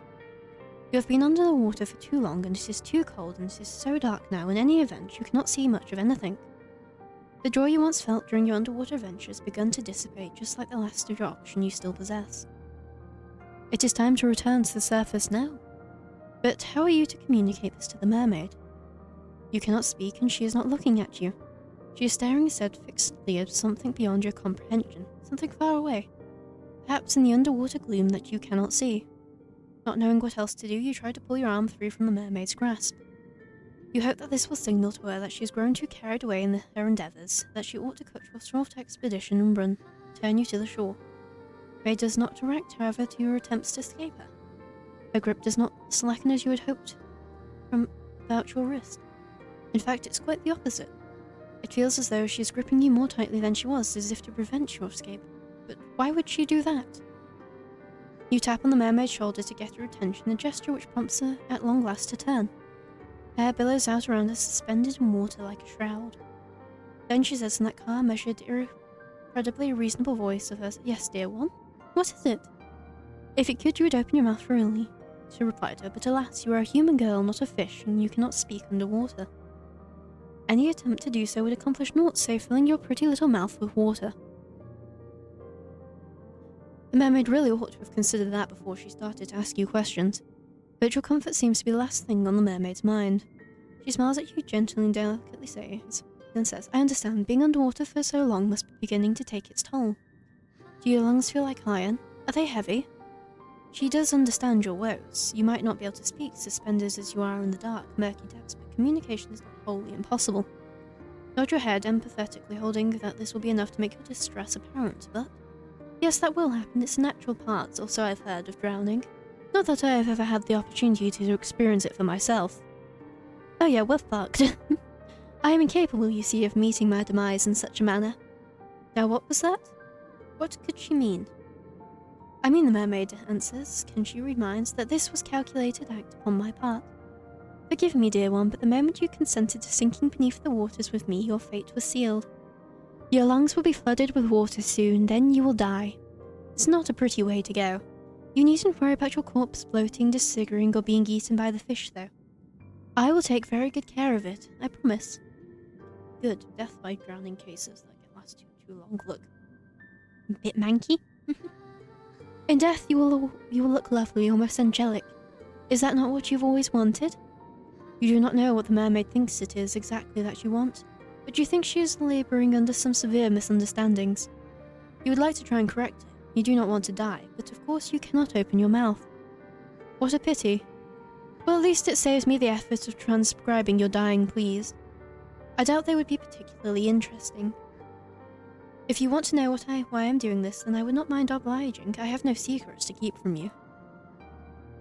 Other than the secret, perhaps, that, upon your first meeting, she nursed within her cold fish hearts the desire to bring about your watery murder. You might have liked to know that before you agreed to sink beneath the ocean's surface with her.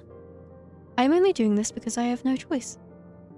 The other girl I liked, after all, the one whom I adored, disappeared. She went away, and I was never again afforded the opportunity to see her. You remind me of that girl, though you do not look much alike.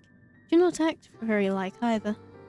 But you are both humans who, despite your delicacies, have no shortage of determination. How your kind is able to live with your lifespans are so very short, and you are susceptible to so many diseases is a mystery to me. Though my lifespan far eclipses your own, and I am far sturdier, I cannot help but marvel at the tenacity of you humans. I know that if I were as fragile as you, I would not be able to exist in the world.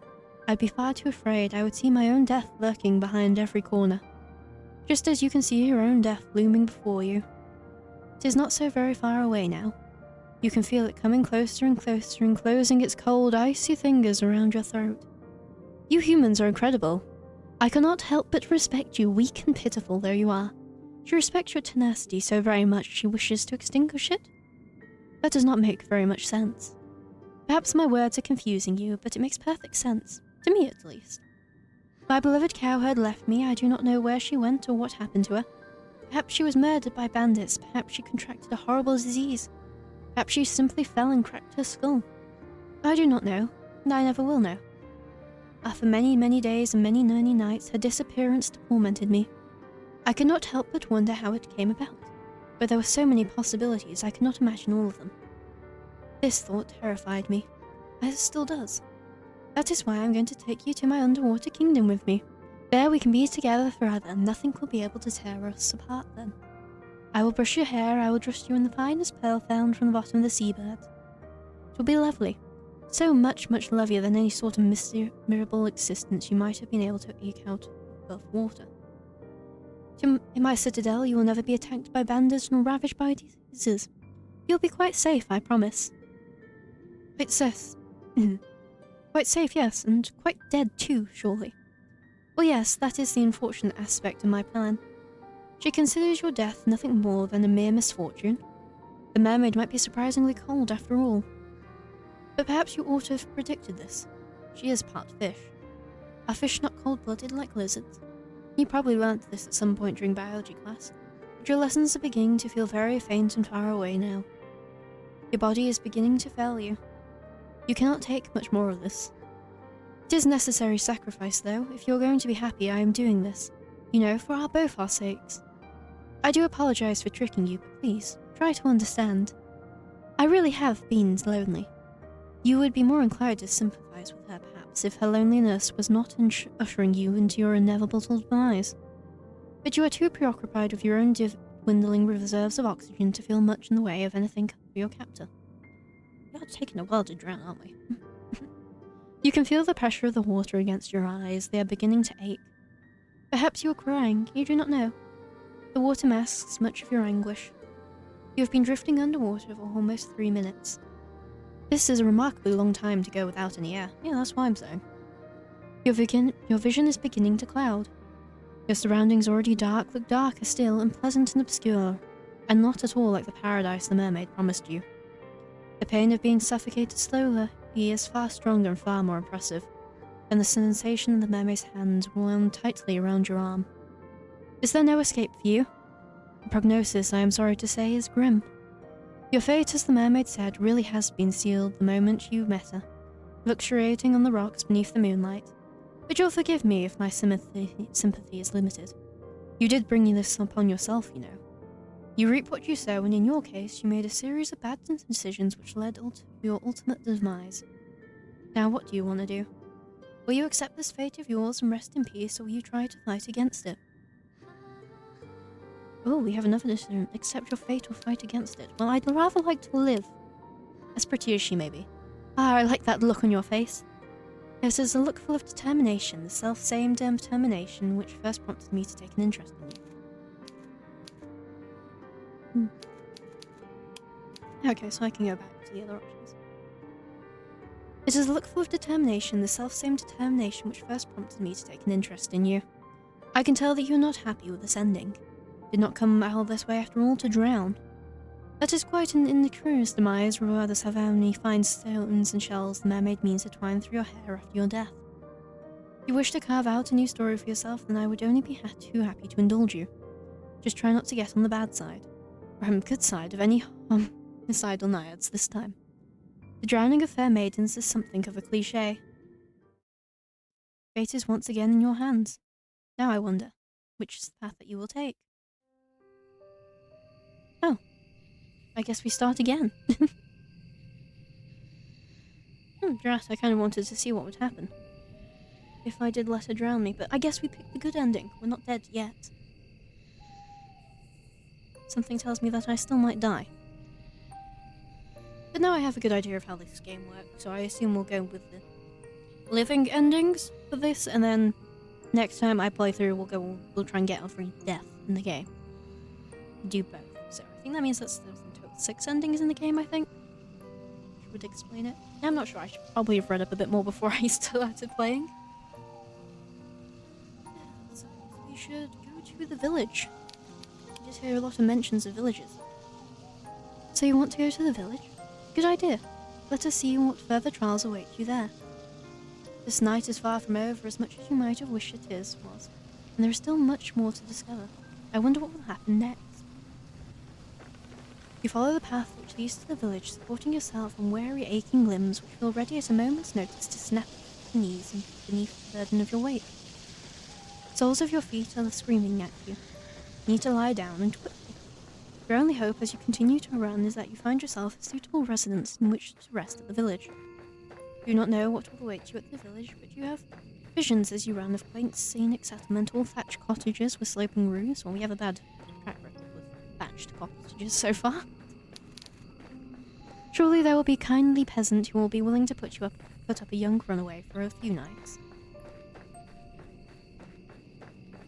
You can imagine too the face of this kindly peasant from the fairy tales you read in abundance as a small child. She'll be broad shoulders and ruddy faced, with dull brown hair crammed beneath her cap. Her arms will be sturdy from many years of washing clothes and milking cows, but she'll be kind to you and compassionate, just like a mother.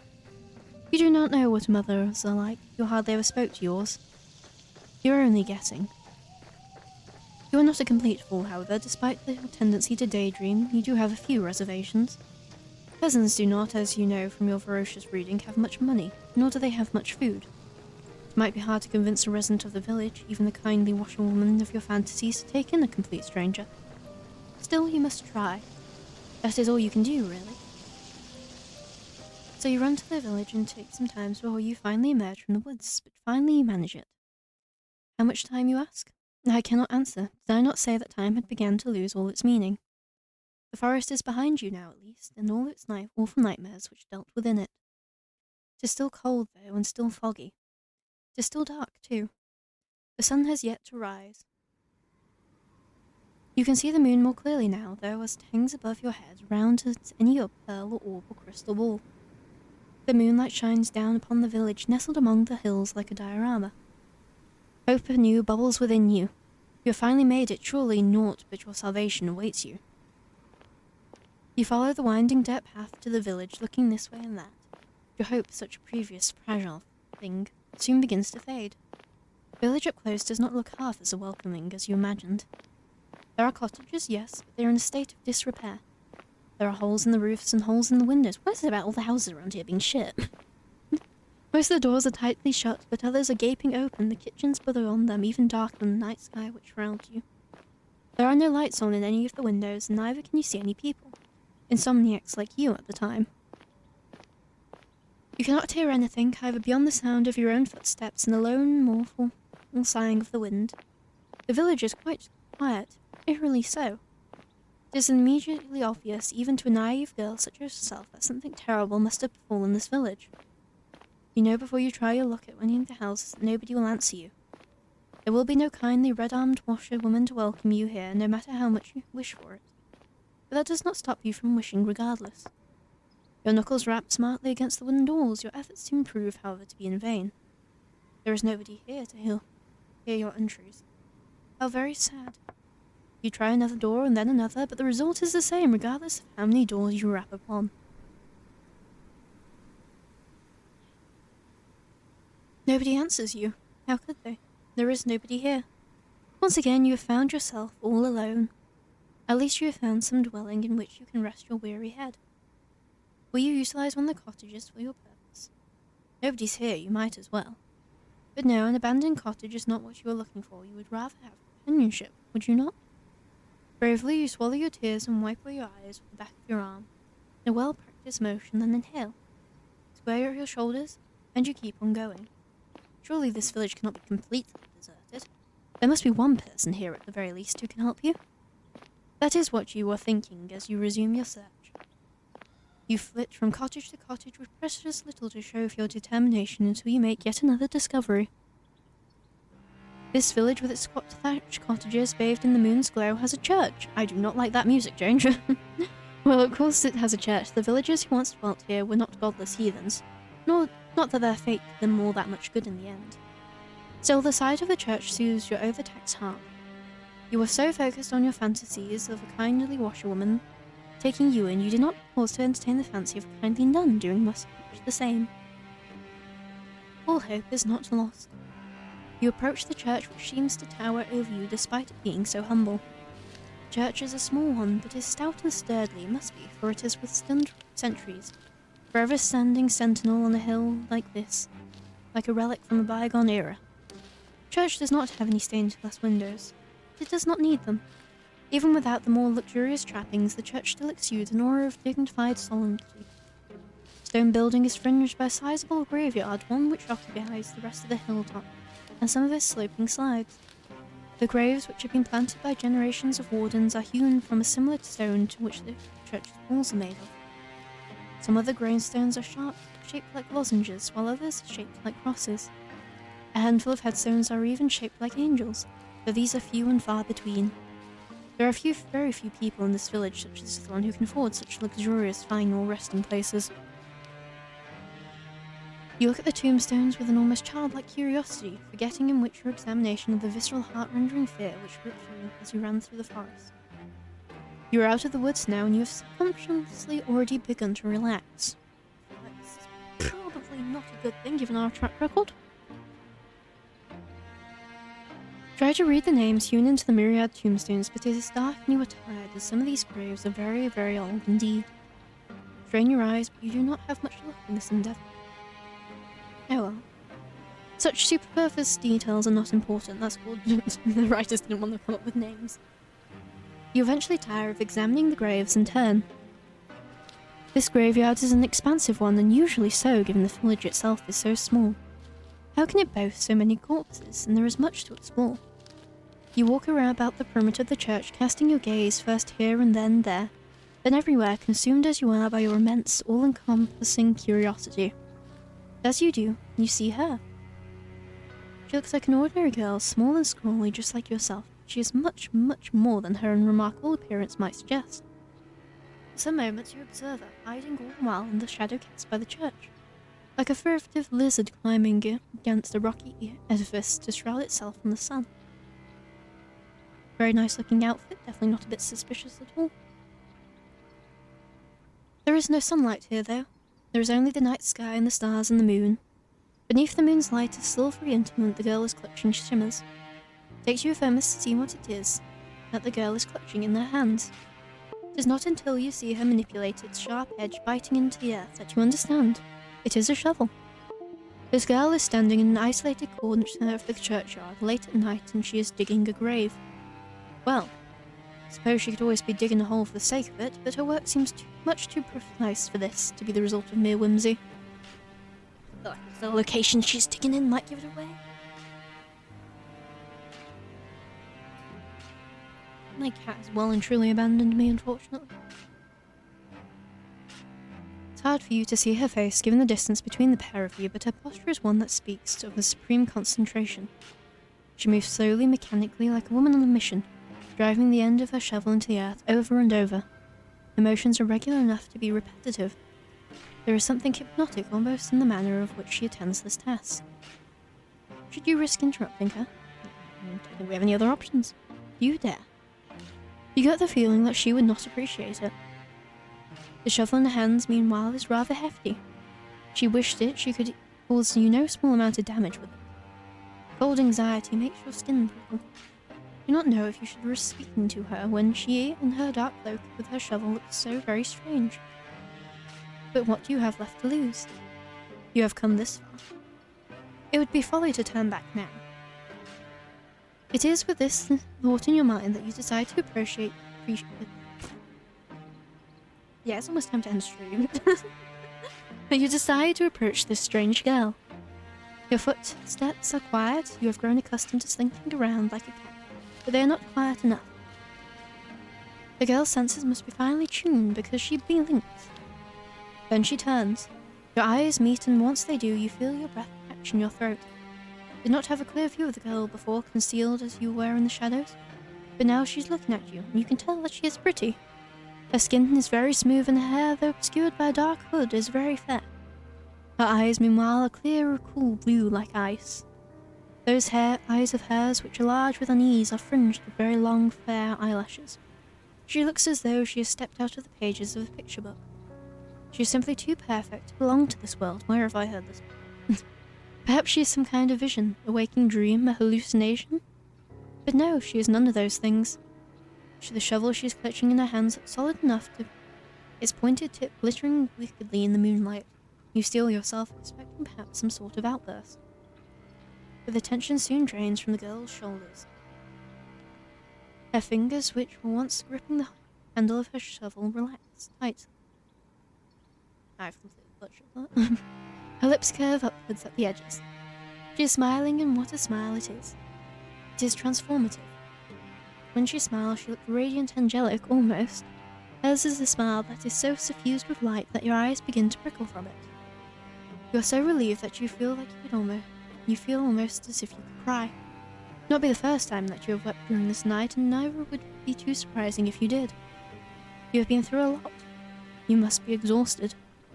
This girl is holding the shovel seems to realize this because she bridges the distance between you cautiously, as one might approach a skittish cat. Then she says in a rough voice which does not match her dainty appearance, well, she does live in a rural village. What were you expecting? Oh, it's good to see another person. I was afraid I was the only person left alive, the only one in the whole world. Now, this is quite an effusive greeting. Her introductory speech is riddled with exclamation marks. She is rather more personal than her apparel would make one suggest. You, a well-bred young lady, cannot help but feel overwhelmed. It is your turn now to be on your guard. Anxiously observe the girl with her shovel, and you ask her what she means. What happened? Oh, did you not know? There is an awful lot you do not know, so much in fact it would fill a whole encyclopedia. No, a whole library. You shake your head, ashamed at your ignorance, and the girl frowns. You mustn't be from around these parts. I guess I should have known. This village is a small one, and everybody knows everybody else. The girl's expression falls. At least they used to. Back when there were still people to know. This ain't the case now. Oh, not after the plague. There was a plague? That would certainly explain why the village, when you walked through it, was so quiet. Did everybody else succumb to this mysterious illness? That's right, it's just me here now. I've not seen another human being in a long, long time. It gets so lonely here. Now that is an interesting turn of phrase. Catches inside your head like a burr. Have you heard it before? Oh, this is really cool, because, yes, we have heard it before. We heard it with the thing and we're repeating it, and then I like storytelling. Oh no. Oops. You do not have much time to ponder this, however, because the girl takes a step towards you. Oh, but where are my manners? They must have gone rusty after being on my own for so long. My apologies, miss. You look like you've come a long way. Said you were a traveller, yes. Your hands are very cold, just like ice. Would you like to come inside, maybe? Something warm to eat and to drink. My home's small, I'm afraid, and my food ain't nothing fancy. But I'm more than willing to share. It's not every day another girl stops by, especially not one as pretty as yourself. But I'm feeling very blessed. The girl laughs, this carefree, airy sort of laugh, which does not match your initial impression of her. You thought when you saw her among the graves that she would be more distant somehow, and more mysterious. Perhaps you are mixing her up with somebody else. You are still unsure if you can trust this girl, but her invitation is an appealing one. It is much more appealing, certainly, than spending the night outdoors in the cold, skipping on the graves. What are you, a romantic poet? Please.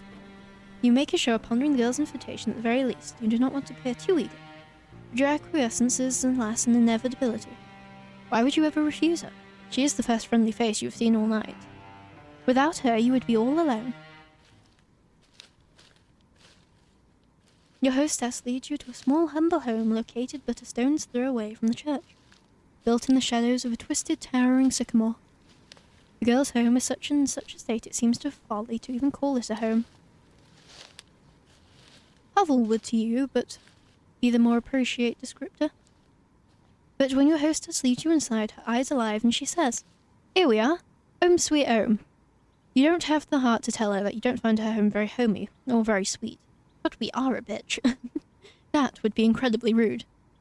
As a guest, you ought to be more appreciative. Half-heartedly, you look around your newfound surroundings. The ceiling is supported by wooden joists and is perilously low.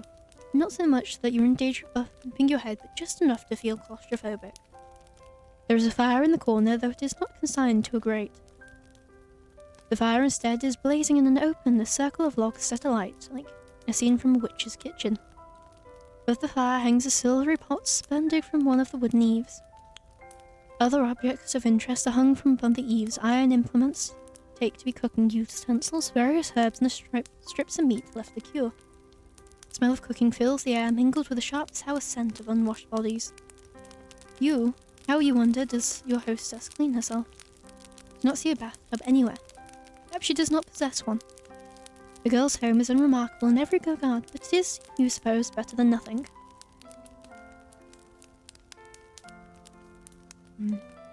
Oh, hello, Bragg. Thank you for the follow. Really pay attention to that. At least there is a roof over your head and food to put in your belly. The girl looks to the pot suspended over the fire, which gives you a stir. With a ladle. Then she brings the ladle to her lips to taste whatever concoction she has brewing within it. You can only hope that she is not like the weird sister from the famous plays, brewing a broth with penny snake fillets. No, probably snake does taste good. Yes, I think this is just about done, the girl says to nobody in particular. She sets the ladle down back to the pot and then looks to you and smiles. Do you want something? It looks as though you've come quite a long way and you must be hungry. Those words are like music to your ears, even more divine than the trumpets of God's most loyal angels. You are so hungry you could eat a horse. Not that there are any horses in the immediate vicinity. You express your interest to your hostess, who smiles in response. I thought you'd like the sound of that. Just give me a few moments. Your hostess retrieves two earthenware bowls from a cupboard with rickety hinges, into which she pours two healthy helpings of whatever it is she is cooking. This she serves with bread, which is so hefty it could be used as a murder weapon. It's not much, I'm afraid. It's only soup and bread. Should take the edge off your appetite, though. You thank your hostess for her hospitality, your stomach rumbling all the while. The soup does not look like anything you would typically consume, but the soup's poor presentation does not dissuade you. It is true enough that people eat first with their eyes, but when one is hungry enough, one becomes obliging to eat almost anything. Why else do you think that people who are stranded upon desert islands will resort to cannibalism? Humans are creatures of necessity. You like to wrap yourself up in pretensions, but in actuality you're not much better than animals. You are so hungry your stomach is achingly empty, that you've certainly descended upon your food like an animal. Teeth glint like your sinus clean, and soon you have consumed all of your hostess has offered you. Your hostess watches you while you eat, and she giggles once you have finished. Did you enjoy that? Oh. You catch your hostess gaze suddenly abashed. You're so hungry you fail to account for her judgment. Now you have some food in your belly, though, and you have been suitably warmed, your old self-consciousness is returning. Did you not make a fool out of yourself? Your demure shyly looking at your lap, fearful of all the while of what your hostess might be thinking of you. Do not want her to take it against you. Fortunately for you, however, and your fragile ego, your hostess is not the judgmental sort. She is not like the girls you grew up with. Well, I'm glad you enjoyed it. It's nice to see my food being appreciated so heartily. I know I'm not the best, but I've been practicing for a long while. I used to cook for my father all the time, you see. This remark catches your attention. Quizzically, you look at your hostess, your abashment over your animalistic eating habits suspended. What happened to her father? It seems a grim thing to contemplate after having eaten, but didn't your hostess mention seeing something about a plague? Yes, your hostess says, her voice soft now. And serious, that's right. There was a plague. And what of the villagers? What of her father? They're all gone now. Gone? Yes, you see. Your hostess rearranges herself upon the chair, one slender leg folded over the other. They don't look very folded to me. Then she begins her tale in earnest. My family has a history. We've lived here for centuries by the church, so we can tend to the graveyard. Ah, so that abode is centuries old then? It would certainly explain the dirt. My father used to prepare bodies for burial back when he was alive. He built the coffins, he dug the graves, and he lowered the coffins into the dirt. I know it might sound like an awful job, but someone's got to do it, and there's no sense averting our eyes to death. Not when it happens to the best of us. The noble profession, one that's been handed down in our family for generations. My father's father was a gravedigger, and so was my father's father's father, and my father's father's father's father. Digging graves is in our blood. It's who we are. My, that was surprisingly pretty speech coming from a girl who lives in the countryside. A girl who isn't without much in the ways of an education. It's apparent, just to listen to her and the way she slurs her syllables together, that she never had any education lessons, not like you. There is a determination to her and the pride in the genealogy which gives you her respectable aura. Not help but be impressed. So you ask your hostess, does that make her one in a long line of gravediggers? Yes, your hostess says, the gravedigger says. It's about right though. I was never supposed to be a gravedigger myself. It's not a woman's profession, that's what everybody says. Father didn't mind that though, he taught me everything he knew and then some. Might be a woman, but I've plenty of upper body strength. I can dig a grave just as well as my father could, without breaking a sweat.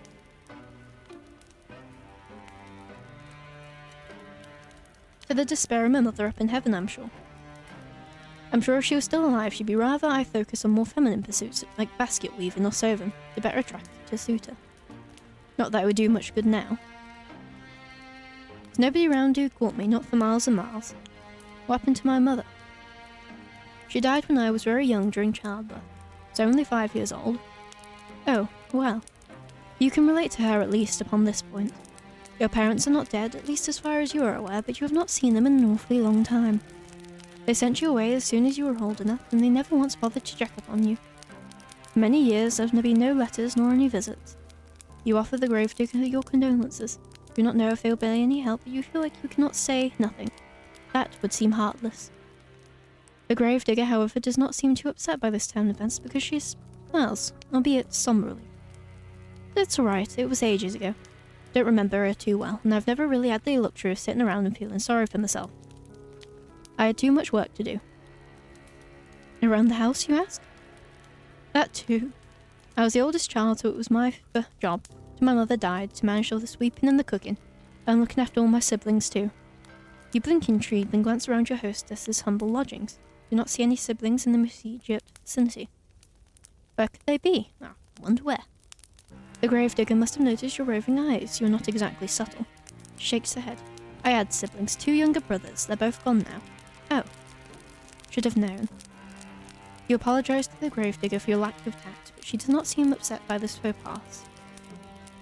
Don't apologize. Not your fault. My brothers weren't long for this world anyway. The younger seed died when he was still a babe, and the older seed died before he'd reached double digits. I was upset about it at the time, of course, but I've come to terms with it. Life's a fleeting thing in this wicked old world. That's something you learn in this trade. Digging graves, I mean. I've dug graves for the elderly and the infirm, but I've also dug graves for young babes still in their swaddling cloths. That's the nature of death that comes for all of us in the end, no matter how old we are, no matter how much money we have, no matter how good or bad we've been. It's the great equalizer. Or so I've heard. A chill creeps down your spine as you listen to your hostess's speech. She is not wrong, but the inherent morality of all humankind is not something you wish to contemplate. It's too disturbing. The longest times my family was a small one. It was just my father and me, and that was fine. That's how I liked it. I was very happy, even if our lives weren't the best. Never had any fancy clothes to wear, and we can't dine on the finest foods. Grand scheme of things, we ain't anything that special, but I've always felt otherwise. Thought that I was blessed. We knew hardship, of course, and famine, but that is just the way life is around here. Food supplies were low, we've always helped one another out. My father, but I also had the rest of the village, we all looked out for one another. Things always worked out in the end. At least, they did. Until the plague happened. Yes, she had mentioned the plague. You had been wondering when she was going to return to that topic. Suppose that the plague was the reason the village, as you traversed it, was so very empty.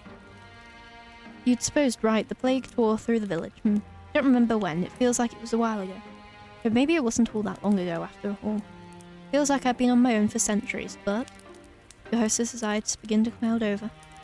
She looks as though she's been entranced within her own memories. What could she be remembering? You've never seen a plague before, though you've heard about them in your history lessons. Your history professor was quite enthusiastic about the subject. She talked about the piles of dead bodies stacked up on the streets and the stacked up in the wooden carts to come to take them away with no short of aplomb. She was a strange woman, your history professor. The plague came all very sudden. There was no warning. One day everyone was fine, and the next, they were all dead. There was no small amount of anxiety that you either ate gravedigger. Then you ask wearily, surely they could not all have died. Is that not an exaggeration? Oh, if only. Wish I was exaggerating, but it's the truth, honest to God. The people in the village died, one after another, just like that. I saw what the plague does to people firsthand. My father was one of the first people caught it. I think one of the bodies which came through that we buried must add it. Not that I know for certain, I'm just guessing still. My father didn't have an easy time off it. His skin turned all grey and clammy, and he complained of a horrible fever. There were nights with sweats and stomach cramps. And then there was the boils. The boils? Pustules. They're the size of eggs and they're all full of pus. When they burst it stunk, the whole house was full of it, the stink of death. The wise woman of the village came to see if she anything could be done for us, but it was no good. My father was already gone. She took one look at him lying on his deathbed and she shook her head. She said she didn't want to get any closer. I can't say I blame her, it was a ghastly sight. Didn't appreciate it at the time though. I felt she was turning her back on us. I wished her ill, I remember that after she left. Until a few days passed and she fell sick too. Then I felt bad for cursing her. I couldn't help but worry it was all my fault. It's silly, I know, but... The gravedigger closed her eyes. She seemed to squeeze her lids together until the lashes melted like flakes, like flecks of fallen snow. Her shoulders, which are very slender, are shaking. She looks as though she might at any moment fall apart. It wasn't long after that the rest of the village fell ill. They all had the same symptoms as my father, the clammy skin and the fever and the boils. The boils grew and then they burst and then they died in screaming, stinking agony. My father died too, only 3 days after he fell ill. I think even that 3 days was too many. Didn't want my father to die, of course. I did everything I could to help him, but it was all pointless. None of my herbal salves had any impact. I couldn't make a blind bit of difference. Well, that's all I did. All I did was stand about his bedside, tell him that he'd be alright, until his eyes sank into his skull like 2 black stones and his mouth dried out. During that last day, before he died, he might have been a corpse already. He didn't look at me, he didn't speak to me, he just lay there, in his bed with his eyes closed, groaning. I'd never wished any ill on my father before, but during those moments The gravedigger squeezes the hands which are resting upon her black clad lap into his. She trembles. Then, in a voice throbbing with awful emotion, she says, I wish she'd just died. Well, based on her antidote, it doesn't sound like she had an overly long to wait. I wonder if she would consider that a silver lining. No, perhaps not. The gravedigger is still shaking. She will not cry, will she? You hope not. Awkwardly, you look at the gravedigger. You are not sure how to soothe her, but you know you must make some sort of it, even if it is a token one. Shift upon your chair, which feels very cold and hard beneath your thighs. Then you say very softly that you are sorry. It's not much, but it's all you can think of saying. You had thought initially that your situation was comparable to that of the gravedigger's, but now that you can see that is not the case. Her suffering has far outstripped your own. Not that suffering is a competition, of course. Your apology feels inadequate to your ears, largely because it is, but your gravedigger seems not to mind. She's very big-hearted, that girl, to smile at you no matter how foolish you might be. Do you really deserve such kindness? Oh, again with the apologies.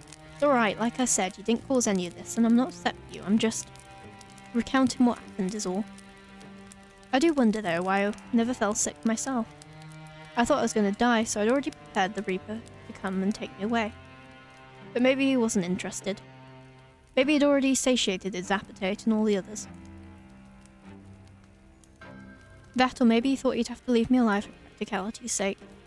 My father gone, who else would tend to the dead? I was the only person left by the end of all of it, so I'd have to bury the people in the village. They're all resting peacefully now under the earth, where the plague can't reach them. On the other hand, I'm happy for them. They're able to escape from all their suffering. When I think about all the people I've lost, though.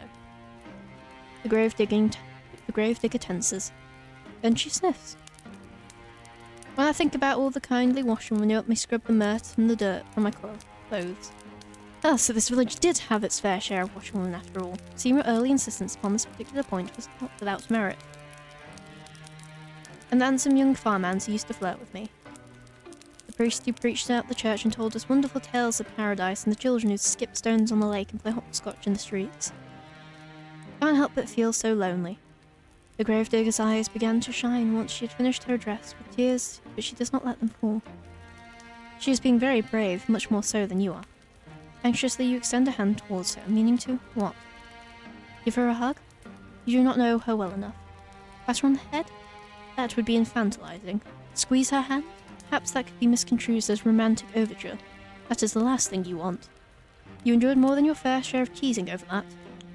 You sit there for a few moments, paralysed by indecision as your gravedigger poorly suppresses her sniffles. In the end, you let your arm drop back down to your side, your hand rests upon your lap. As useful as damp kindling. Do not know what to do with it. You do not know that you ought to say something, though, to show that you heard her plight and that you care. Well, her entire family's dead. I think she gets to be emo.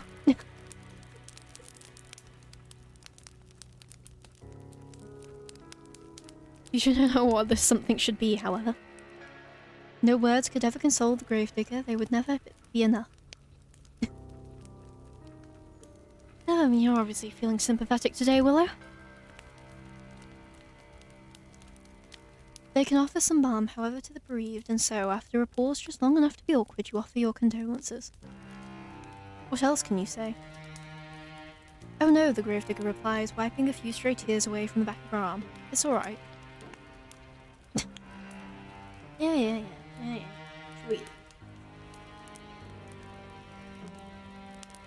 Truly the kindest person I've met.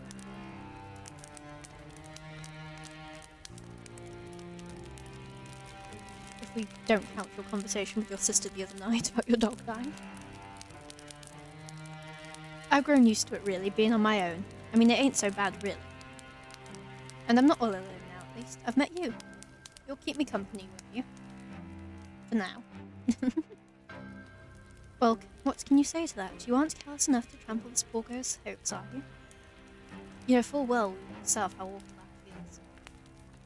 You can do nothing but a nod, a response which makes the girl smile more wildly still. That's wonderful. I know you're just a traveller who's passing through, but I can offer you bread and board until you leave. I have food enough in the spare bedroom. I can make it up for you right now. You must be tired after your long journey. Give me just a moment. The gravedigger rises to her feet in a flurry of excitement, then retreats. You watch as she departs a little too eager to please and frown. The girl's home is small and humble, one with a low ceiling slanted walls. Do not imagine such a small dwelling possessing a spare bedroom. This so-called spare bedroom is more like the room her father slept in before the plague carried him off. Do not think you would much prefer to spend the night in the room of a dead man, but what choice do you have? You are tired, wretchedly slow. Why is it all that you can do to keep your eyes open? While you were running through the forest, desperate to escape your pursuer, you had no thought in your mind of finding some safe sanctuary in which you could recuperate. Now that you have found said sanctuary, it would be unreasonable to find fault with it. You ought to learn to be more thankful for what you have. There are many, many people in this world with less. You rise and follow the gravedigger once you finish the preparations to her so-called spare bedroom, which is every bit as cramped as you feared it would be.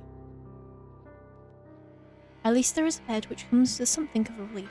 The rest of these lodgings are so humble that you are half expecting a straw pallet. Haha, reference to the other thing. As tired as you might be, you cannot lie to yourself. You have no desire to sleep among the hay like an animal. The sheets of the bed are clean too, a fact you discern with a cursory glance. So you will not be expected to sleep upon the soaked linen of a plague-ridden man after all. This really is your lucky day. I got you this too, the gravedigger says, somewhat shyly, as she hands you a folded gown. To sleep in, I thought it might come in handy. Your own clothes are a little shabby. She can say that again. Your skirt is covered in mud, and her hem is torn and ragged. It's a nice gown of one of my old ones, so it's suffered a bit of wear and tear, but I hope it'll fit alright. It's clean, if nothing else. You accept the nightgown from your benefactress with words of thanks. You want to sound appropriately appreciative, but you cannot mask your fatigue. Weariness overcomes you when you yawn, a fact the gravedigger does not fail to notice. Oh, begging your pardon, I don't want to keep you up. Be making myself scarce if you need anything, though. Don't hesitate to ask, I'll be happy to help. Digva bows her head to you like a drudge, then hurries off, closing the door behind her with a thud. Tired though you are, you soon find that you'll rather miss your hostess's company. Face of her good-natured smiles, you can almost forget all your hardships you have hitherto endured. In her absence, however, your lodgings feel almost unbearably cold and inhospitable. Suppress a shudder, then unclothe yourself. You work as quickly as you are able to, but your fingers are cold and you fumble with the buttons of your blouse. It takes you more time than you would like to complete this endeavour, but you soon have your shirt and skirt dispensed with. You are too tired to fold them neatly, so you do not bother to fold them at all.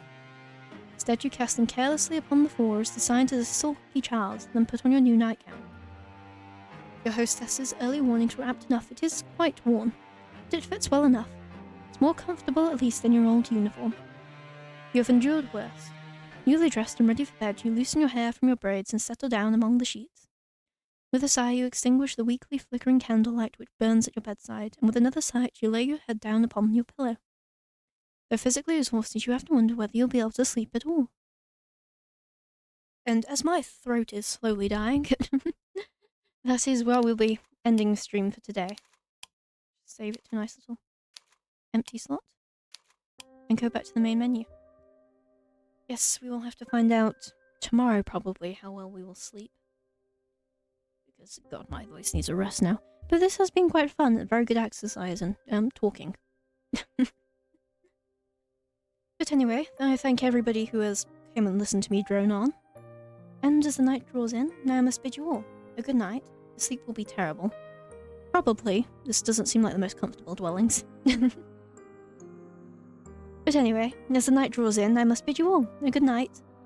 And see you in a minute, Willow.